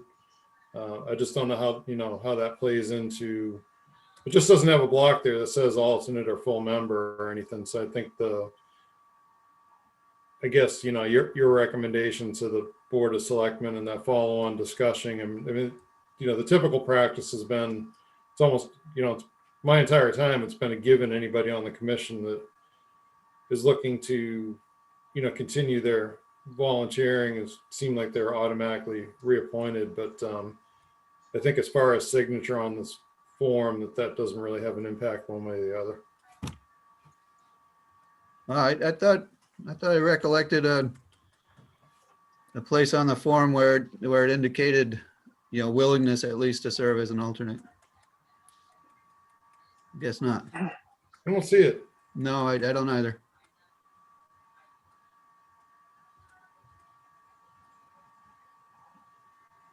So, I mean, I make a motion just to sign the form, and then kind of sort the rest of it out at the meeting with the Board of Selectmen.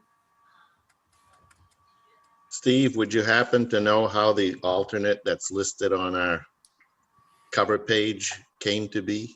Do you know? Yeah, Lisa, yeah, she was a full member and then just didn't have time and then just changed to alternate. And Okay.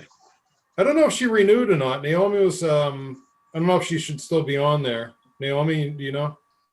No, she never sent in her paperwork.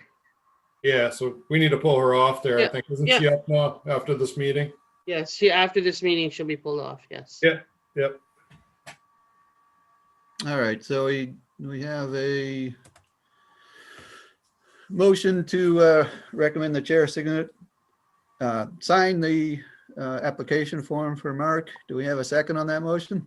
Second, Thank you, Ray. Ray seconds the motion. Any other consideration on the motion? There being none, I'll call the roll on the motion. I'm Andy. I say yes. What do you say, Lori? Yes. Ray? yes, Steve? Yes. Sherry? Yes. Mike? Yes. And I'm correct, Naomi, that Bill is tending to other matters? Yep. Okay, so that's all in favor. Thank you. I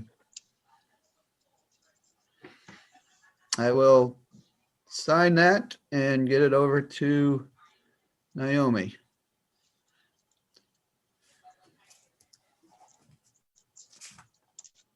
And before moving on, as I try to get over to the rest of the documents that Naomi sent along, any other thoughts, concerns, interest regarding the topic of commission membership? And let me just ask a direct question here, last one before I move on. Lori, are you still interested in re-upping your membership and carrying forth with us? Absolutely, yes. Okay, thank you. I Good have to hear. learned so much from all of you. Very good. All right, then let's continue our work.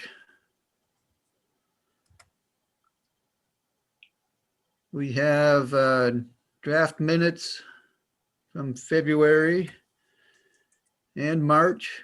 Would anybody like to tackle those with the motion one way or I'd the like other? to make the motion to approve the minutes from both months,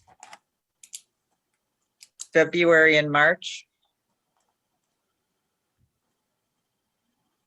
Do we have a second on that? I'll second it.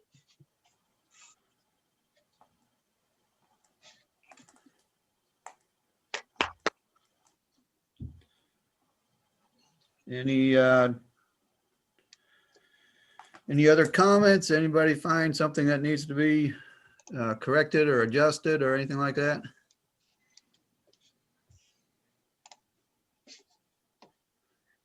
There being no comments offered, I will ask for a vote on the motion to approve the February and March 2021 minutes? I'll say yes. Lori, Yes, Ray, Yes, Steve, Yes, Sherry. I'm going to abstain because I didn't go to I wasn't at the meeting in March. Okay, All right? that's good to know. Thank you. And Mike. Yes. So that's Andy, Lori, Ray, Steve, and Mike in favor. Motion passes.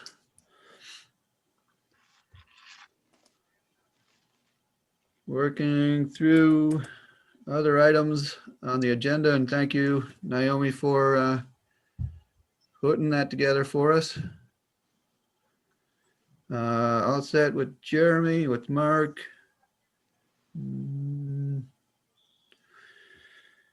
Nothing from planning or zoning, or did something come through last minute, Naomi? So just so you're aware, Kelly's no longer with us. Kelly left, so we don't have anybody in planning and zoning but me. We do have one application that came in, Is breaking ground on your biggest project yet. but I'm not sure. Is giving the people I'm not sure. It's a conditional use permit. It's for that new Article 37 for private road that was passed in March. So we're all on new ground on this one. Uh-huh. So there's just an application. There was no map because it's a pre-existing 20-acre lot.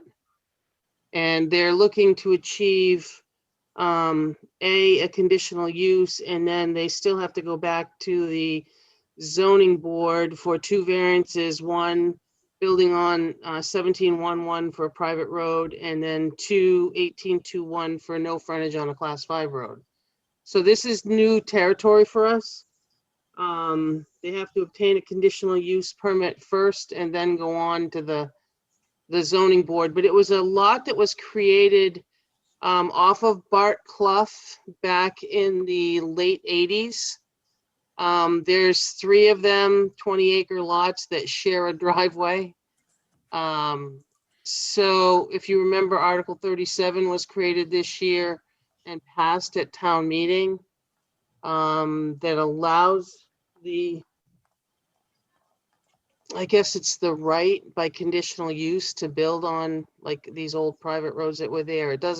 It's not creating new private roads, but it has to be by conditional permit, conditional use. So I'm just treading on something I'm very you know what I Yeah. mean?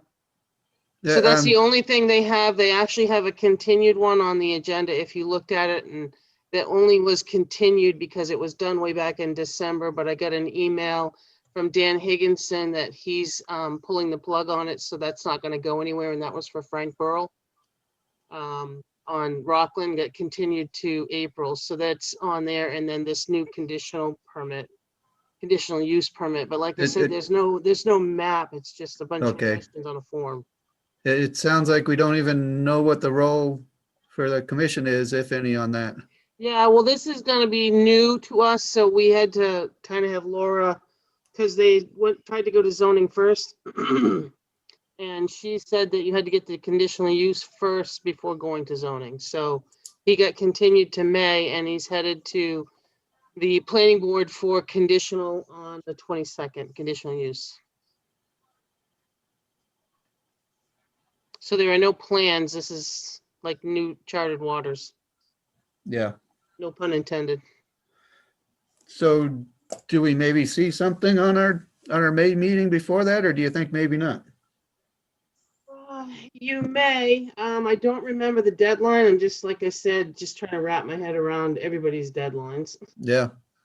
I think you will see one, because I spoke to a gentleman that thought he was going to be on for April, but I don't have anything. So, so we figured that out, and he'll be on for May. It's a subdivision. Trying to think of where he was. I don't remember the exact location, but Art's supposed to have those plans to me so I can ship them out. But I'm sure, Okay. so you'll at least have one. I know you'll have that one. Yep. Oh, very good. And We're we still will- gonna do them in PDF and you'll still get them the same way you got them before. Good. Do you think at some point town will move to try to refill Kelly's position or, Yeah, Maybe- I mean, we've got, no, the building inspector left too. yeah, He left after the article didn't pass to become full-time, which that I guess I knew was gonna happen. right, right. Kelly's was more unexpected. But it is what it is. You know, I can't. So we do have the building inspector part-time position out for ads. Now- The applications are due the 22nd of this month, and hopefully we'll have some interest. And Naomi, what do we do if we need a permit? Wendy and I are tag teaming. Wendy used to do that. Wendy Rice. Mm. She used to do both assessing and building, so she's doing it. And then when she's not there on Mondays, I'm helping out. People come upstairs. And then we did bring Chip back as a interim inspector, just so we can have things inspected and not just left without inspections.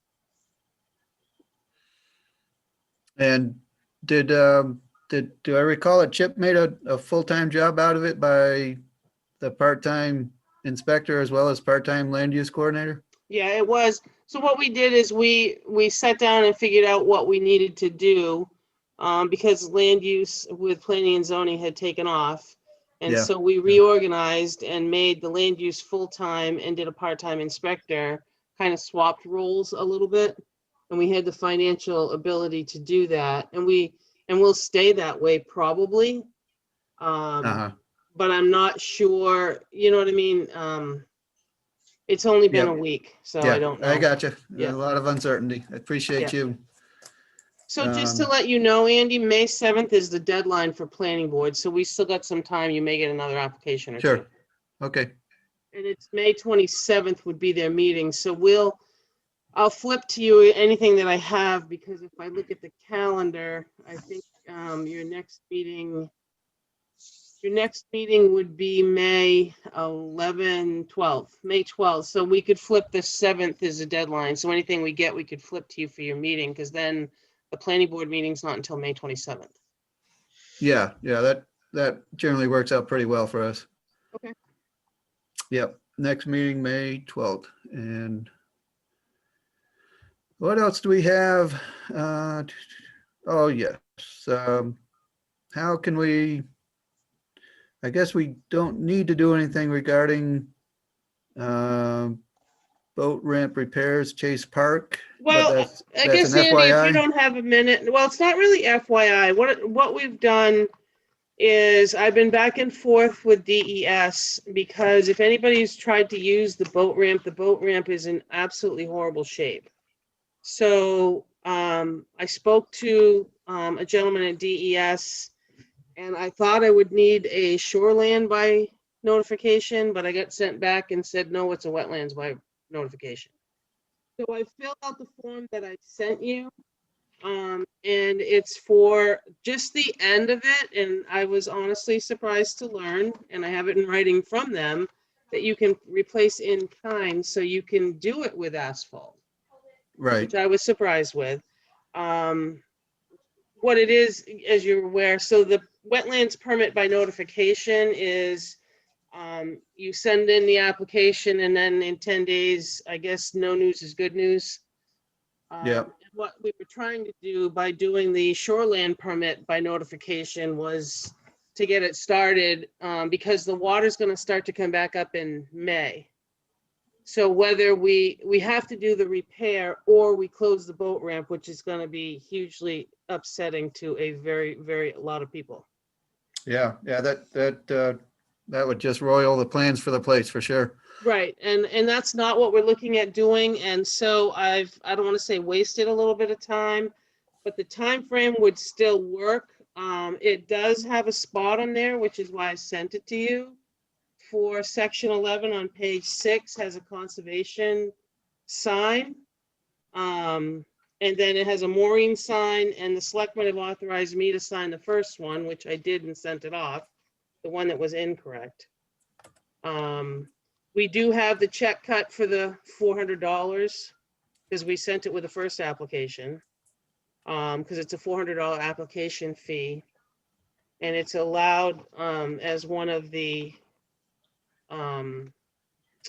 things that you can do with this permit. One of the things that are allowed are boat ramp repairs. So ENV WT 518 is what I was under as far as repair or replacement of a boat launch. So I've checked all the boxes that I think I can check off. The plan was done. We could do our own plan, so I had somebody do a plan. There was no charge for us. He did it, and then I took pictures, and the pictures make a pretty nasty looking boat ramp if you look at it.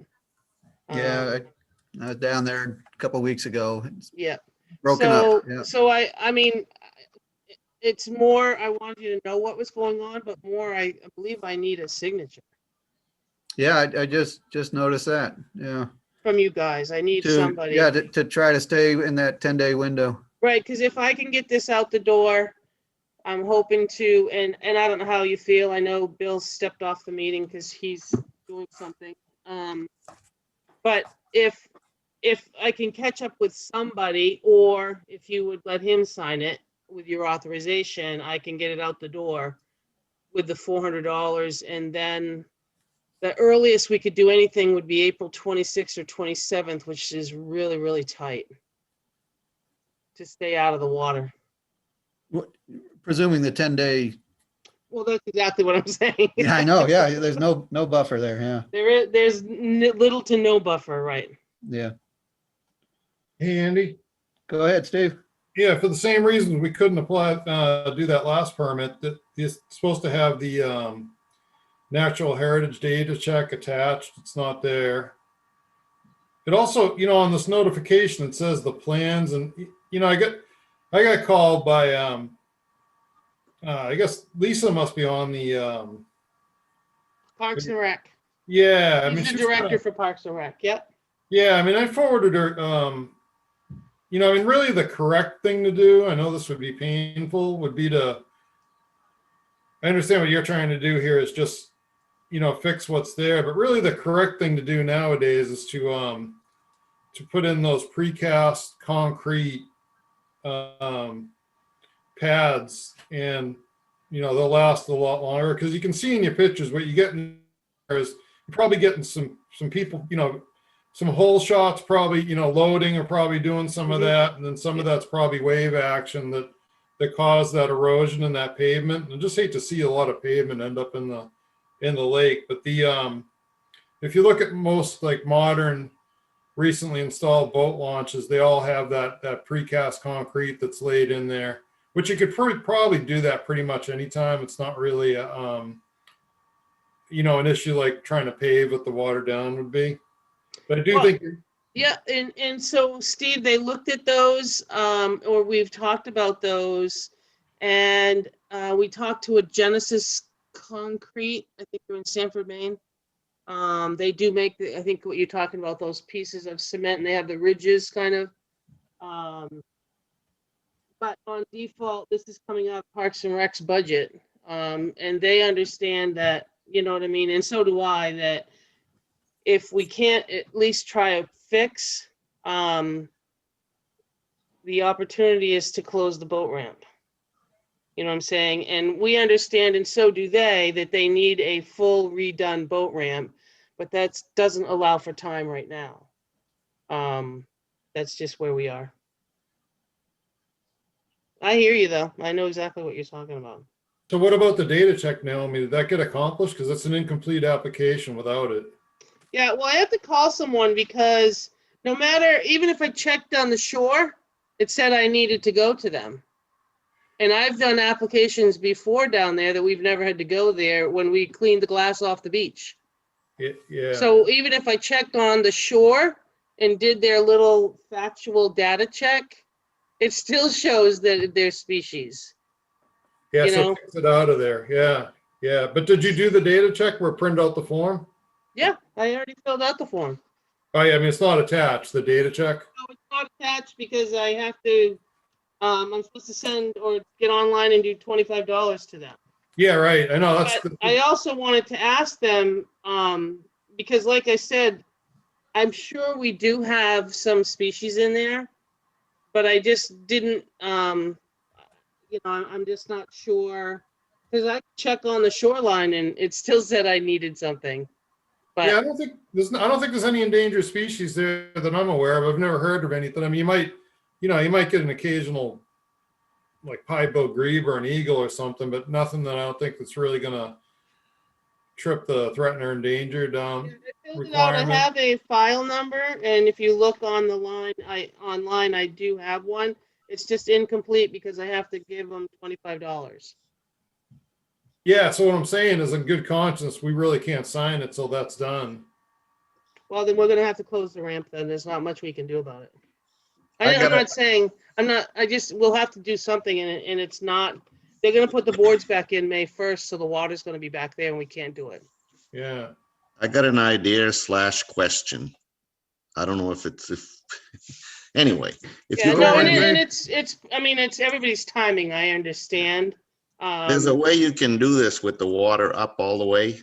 I don't know if you want to research it, go on YouTube and look up concrete boat ramps where they cast a concrete slab on top of the ramp and then push it in with a piece of equipment, all done right on site.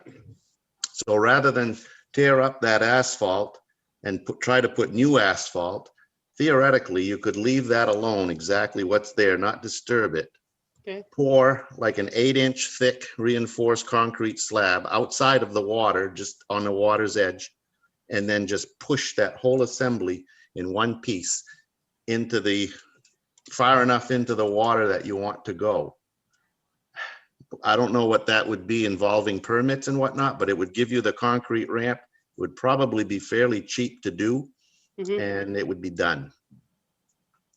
But I still think I'm gonna have to do some sort of, it's called a repair, but I still think it's gonna involve that NHB, no matter how you look at it. Probably, but at least it would give you the opportunity to do it after the water comes up. It's just another I alternative. know, but method, Memorial Day weekend, it's like a free-for-all down there to put boats in, you know. so. But, Well, this, I think you make a valid point, Steve, about being incomplete.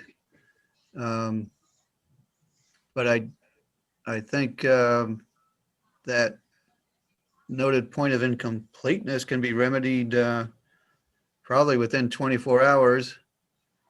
And we could accept a conditional authorization to sign for the commission on behalf of the application from the town. Upon verification of that step being completed. And I think we have done that on occasion. I believe with Art, we've done that a time or two.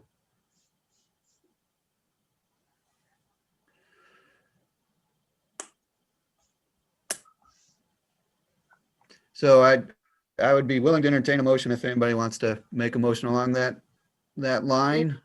Can we have a little more discussion before we go through this? Because I mean, we're missing a bunch of stuff. Okay, that'd be, certainly we can continue a discussion, yeah. Yeah, all right, so, all right, we've got the form, because there's a checklist here. I mean, we usually go through this every time. So,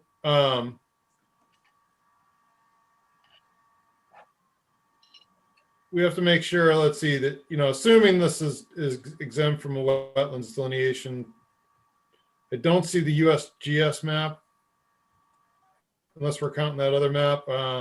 What page number you're looking at, Steve? I'm looking at the checklist on the permit by notification. Yeah, down at the bottom of each page, there's a number. Which page are you on? One of two. It's the checklist. So, I mean, as long as that map is 1 inch to 2,000 feet, which I don't think it is, quite honestly. So we're missing that. I mean, this thing's just going to get blown back by DES, so it's not like shouldn't just jam it in.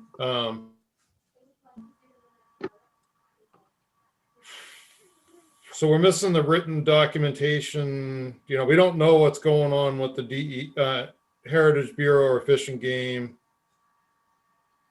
on that one. I mean, obviously Naomi can get the tax map.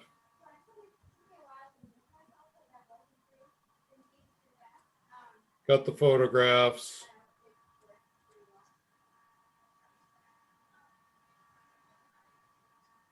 So then look at the plans.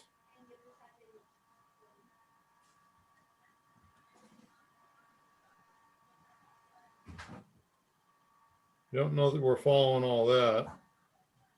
Yeah, we don't have anything about sequence of construction, pre-construction. I mean, basically, you've got a big erosion hole down there. You've got to fill that in with stone that's going to hold, and then you got to put pavement over that. So we don't have any of that written out anywhere. We don't have anything about siltation or turbidity controls while this is going on.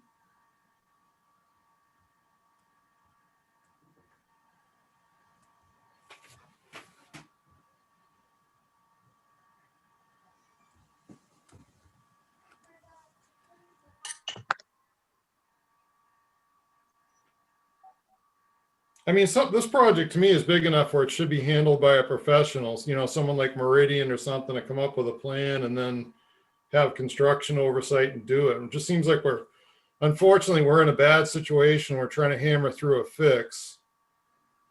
And I think DES is just, you know, they're not going to approve it. You know, I wouldn't really waste time submitting something that's not complete.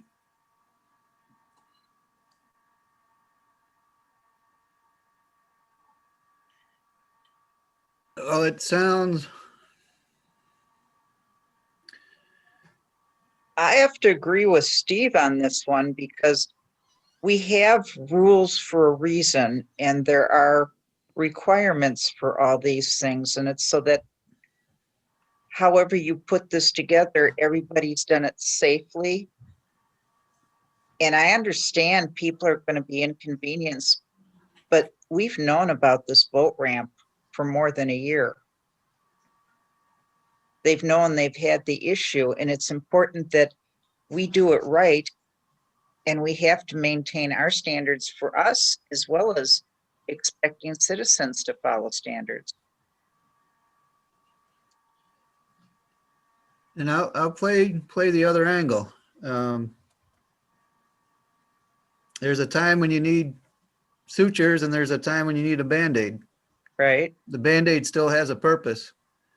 And if we say that, all right, we're not appreciating that the application is for a rebuild, well, yes, it's not for a rebuild, it's for a repair, not an upgrade, as I understand it. Well, let me ask you this. If we do the asphalt, how strong is it? My family lives on a lake in Wisconsin. They don't allow asphalt to go down in the water because with a lot of heavy boat traffic, it cracks. Yeah, that's certainly not my area of expertise. I don't know either.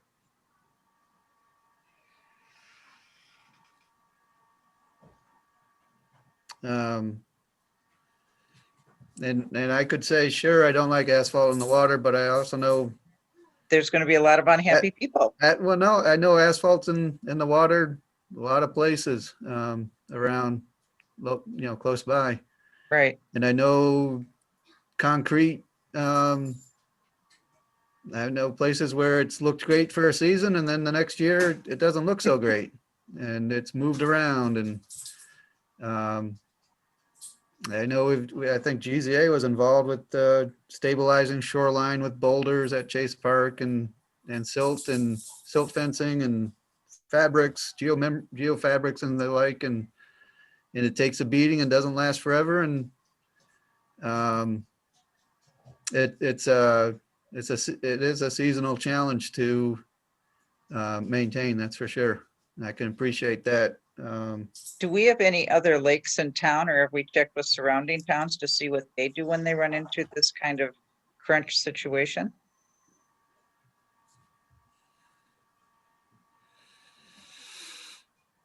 Hey, Good guys, question. I don't know the answer. I mean, it's kind of getting a little late here, and I mean, I don't want to, we can bat around the merits of whatever this thing is made out of and engineering and all that stuff. And I just want to be real factual, at least on what I'm saying. By no means is that application complete. I mean, it's just missing all sorts of stuff.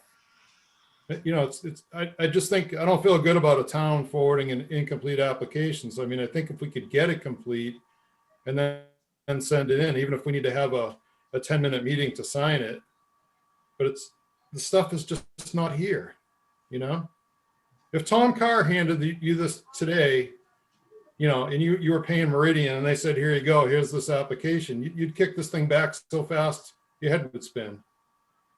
It's just totally incomplete. Andy, go ahead and move on. That's fine. If we were to have a complete application come to us, can we have a meeting within a week here? Say that's how long it happened, and then approve and have the signature. The problem is I don't think there's no money to hire Meridian, which is not gonna work. So we'll just move on. Well, are we clear on the points of incompletion? So that we can address whether it can be made complete with the resources available?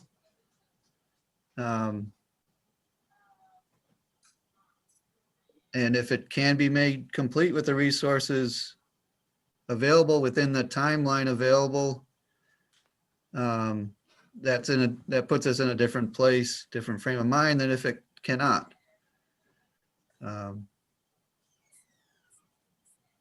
I've noted what you've said is missing, and that's fine.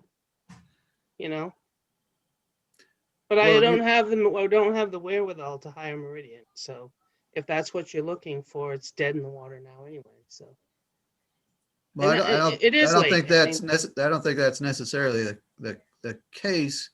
I don't think it's been concluded by this commission that the application cannot be completed. I believe it can be completed, but not if it's going to require a firm like that. No, I think that's just an example that Steve provided. That's a relevant one. But we certainly we don't can- have the wherewithal to require that of any applicant. Mhm. We take an application. If we conclude it's incomplete, then it's incomplete and either can be Right. completed or it can't. And if it can Right. be completed, we just need to know when it can be completed and whether we can properly notice for a special meeting to consider a complete application and authorize signature to expedite. Yeah, I don't know. It's, like you said, the Heritage Bureau, I have no idea how long that takes. Everybody, I think, is still remote. So that could take 4 weeks and then the Yeah. water's up anyway. So, Right. but we can work on completion and let you know. I mean, it's either that or we don't get it done this year and we don't get it done. That's all we can do. I certainly think our committee is more than willing to, however short notice we need to put up to let them know we're having a special meeting.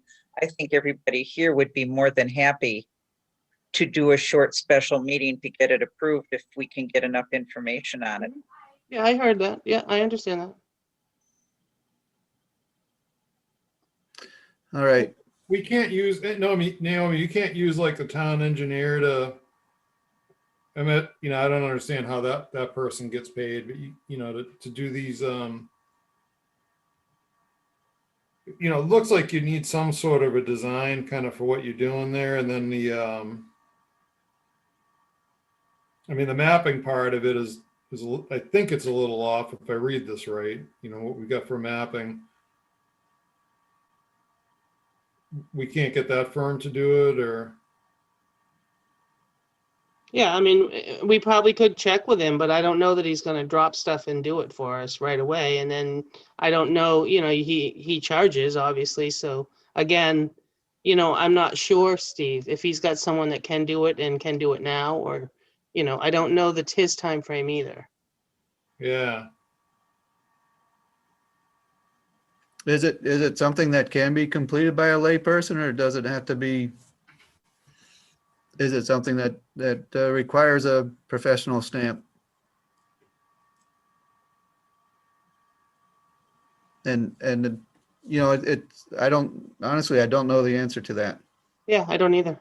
I mean, we did the one before with, you remember years ago, we had to clean up the beach because there was glass all through it.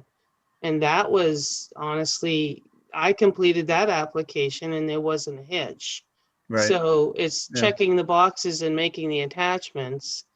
But again, I don't know, to me, I thought it was shoreland, which I wasted 10 days on. Because it made sense to me, it's not a wetlands crossing. It made sense to me, it was a shoreland issue. Makes sense. And I got it back and said, oh, wrong department. You got to go to wetlands.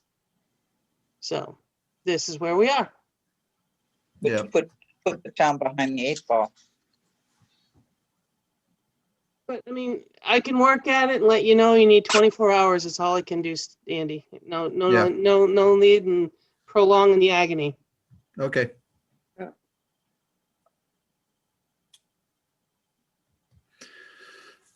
All right, looking at other items, we mentioned the Hardwick land purchase and have a work item for Jeremy on that one. We mentioned the Poor Farm ownership cross claim. We have work going on with that one. We also note that we received a letter CC from DES on an incomplete forestry permit by notification.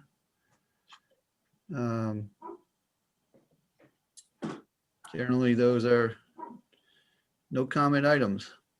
So Andy, Mike had asked last time and I didn't grab the non-public set of minutes that you can unseal for the purchase on the Hardwick piece. We can just basically it just, I typed it so it would only basically give you names, purchase price, what your intent was, and that would be it. It's nothing more than that. But if you want, I mean, I can get it out and unseal it and send it to you. It's nothing, there's not an elaborate amount of minutes in it. It just honestly gives you all the details, but you sealed it because you didn't want until we had secured something, as you remember. Yeah. Why you sealed it.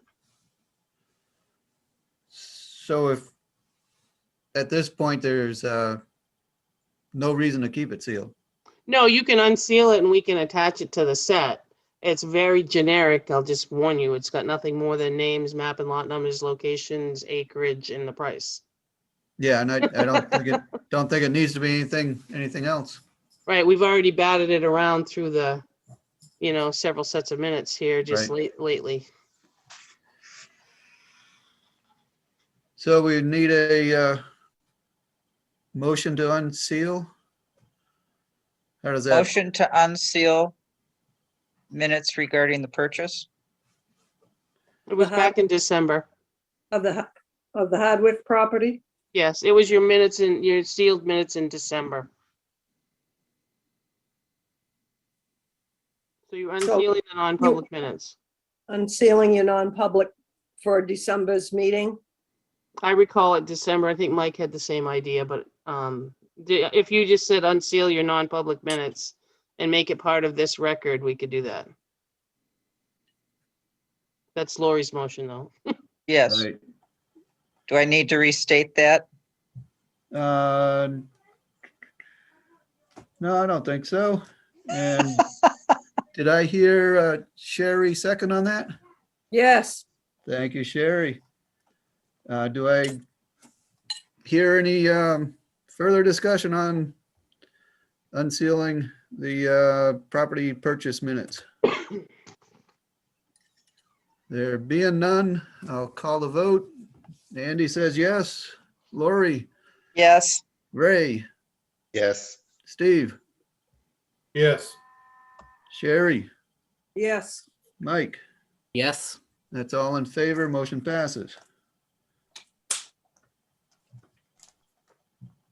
And what other business, if any, do commissioners wish to bring forward before we close out tonight? Can we have a short discussion regarding the legal opinion for the well?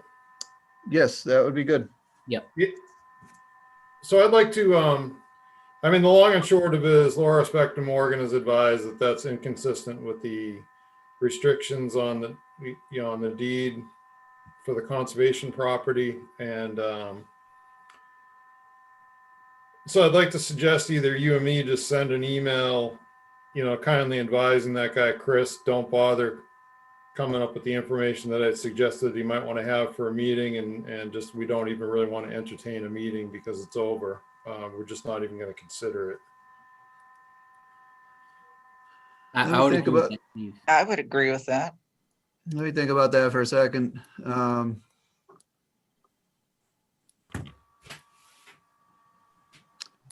I would think in this case,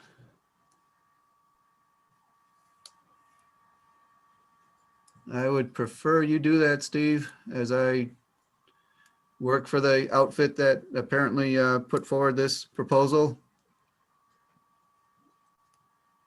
And Yeah, I I'm good with don't, that. I don't want to Have any conflicts? have my roles crossed up. Steve, if you want, I could just have Laura, she's got all his contact information because I think I forwarded you guys all her response, which had the chain from the bottom to top. If you want, it's entirely up to you. It could come from the town that way. It's entirely up to you, though. Now, let me just wave him off in layman's terms. I would save Laura for if it gets nasty. Okay, that's fine. It's just, Yeah, I don't think there's any, well, There's empathy there for the folks that are needing water, but I mean, you're going down a slippery slope there if we're allowing this. That's, well, I don't know. Once you start, this would be a heavy lift to run by if we were, to run by the trust division or whatever there with the state would need to sign off on it. And we had, it was a long time ago, probably better than 10 years now. Maybe you remember this one, Steve. Oh, shoot. Who's one of our resident ornithologists and artists who does such great work in Ware? I think she's down Mount Dearborn Road somewhere.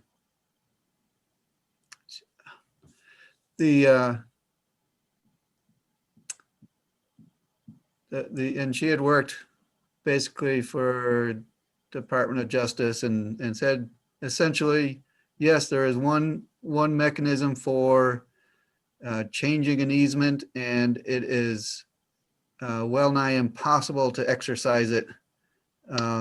Terry Knowles. Thank you. We had a discussion, I think it was even up in the conservation room, whether we could, and I think we even talked about it for Brookshire. Could we make any adjustments so that some of their infrastructure didn't have to move? And the answer was no, we can't. It just, yes, in theory, there's something on the books that allows you to, but it's a very high bar to change. And so even if we were terrifically 100% motivated to change, there's no guarantee that we could get through that process and affect a change in that deeded language, or essentially the easement language. So Steve, if you would make that known, I'd appreciate it. And Naomi, if there's a backup that's needed and asked for, as somebody comes directly to the Board of Selectmen or town through the town administrator, I just hope we'd be on the same page, and Laura's opinion speaks for us all. Yeah, I haven't said it to them, but I'll share the same opinion. I just got it this afternoon, but I knew you guys wanted it for tonight. And so I shared it with you, and I'll share it with them so you have the same opinion. And thank you for your good recollection with Terry's name. I appreciate that. Anything else? There being none, can I hear that final motion? Motion to adjourn. Seconded by? I'll second it. All right, folks, let's all in favor of adjourning at 9:42, say aye. Aye. All right. Have a Any nice opposed? evening, guys. All right, thank you all.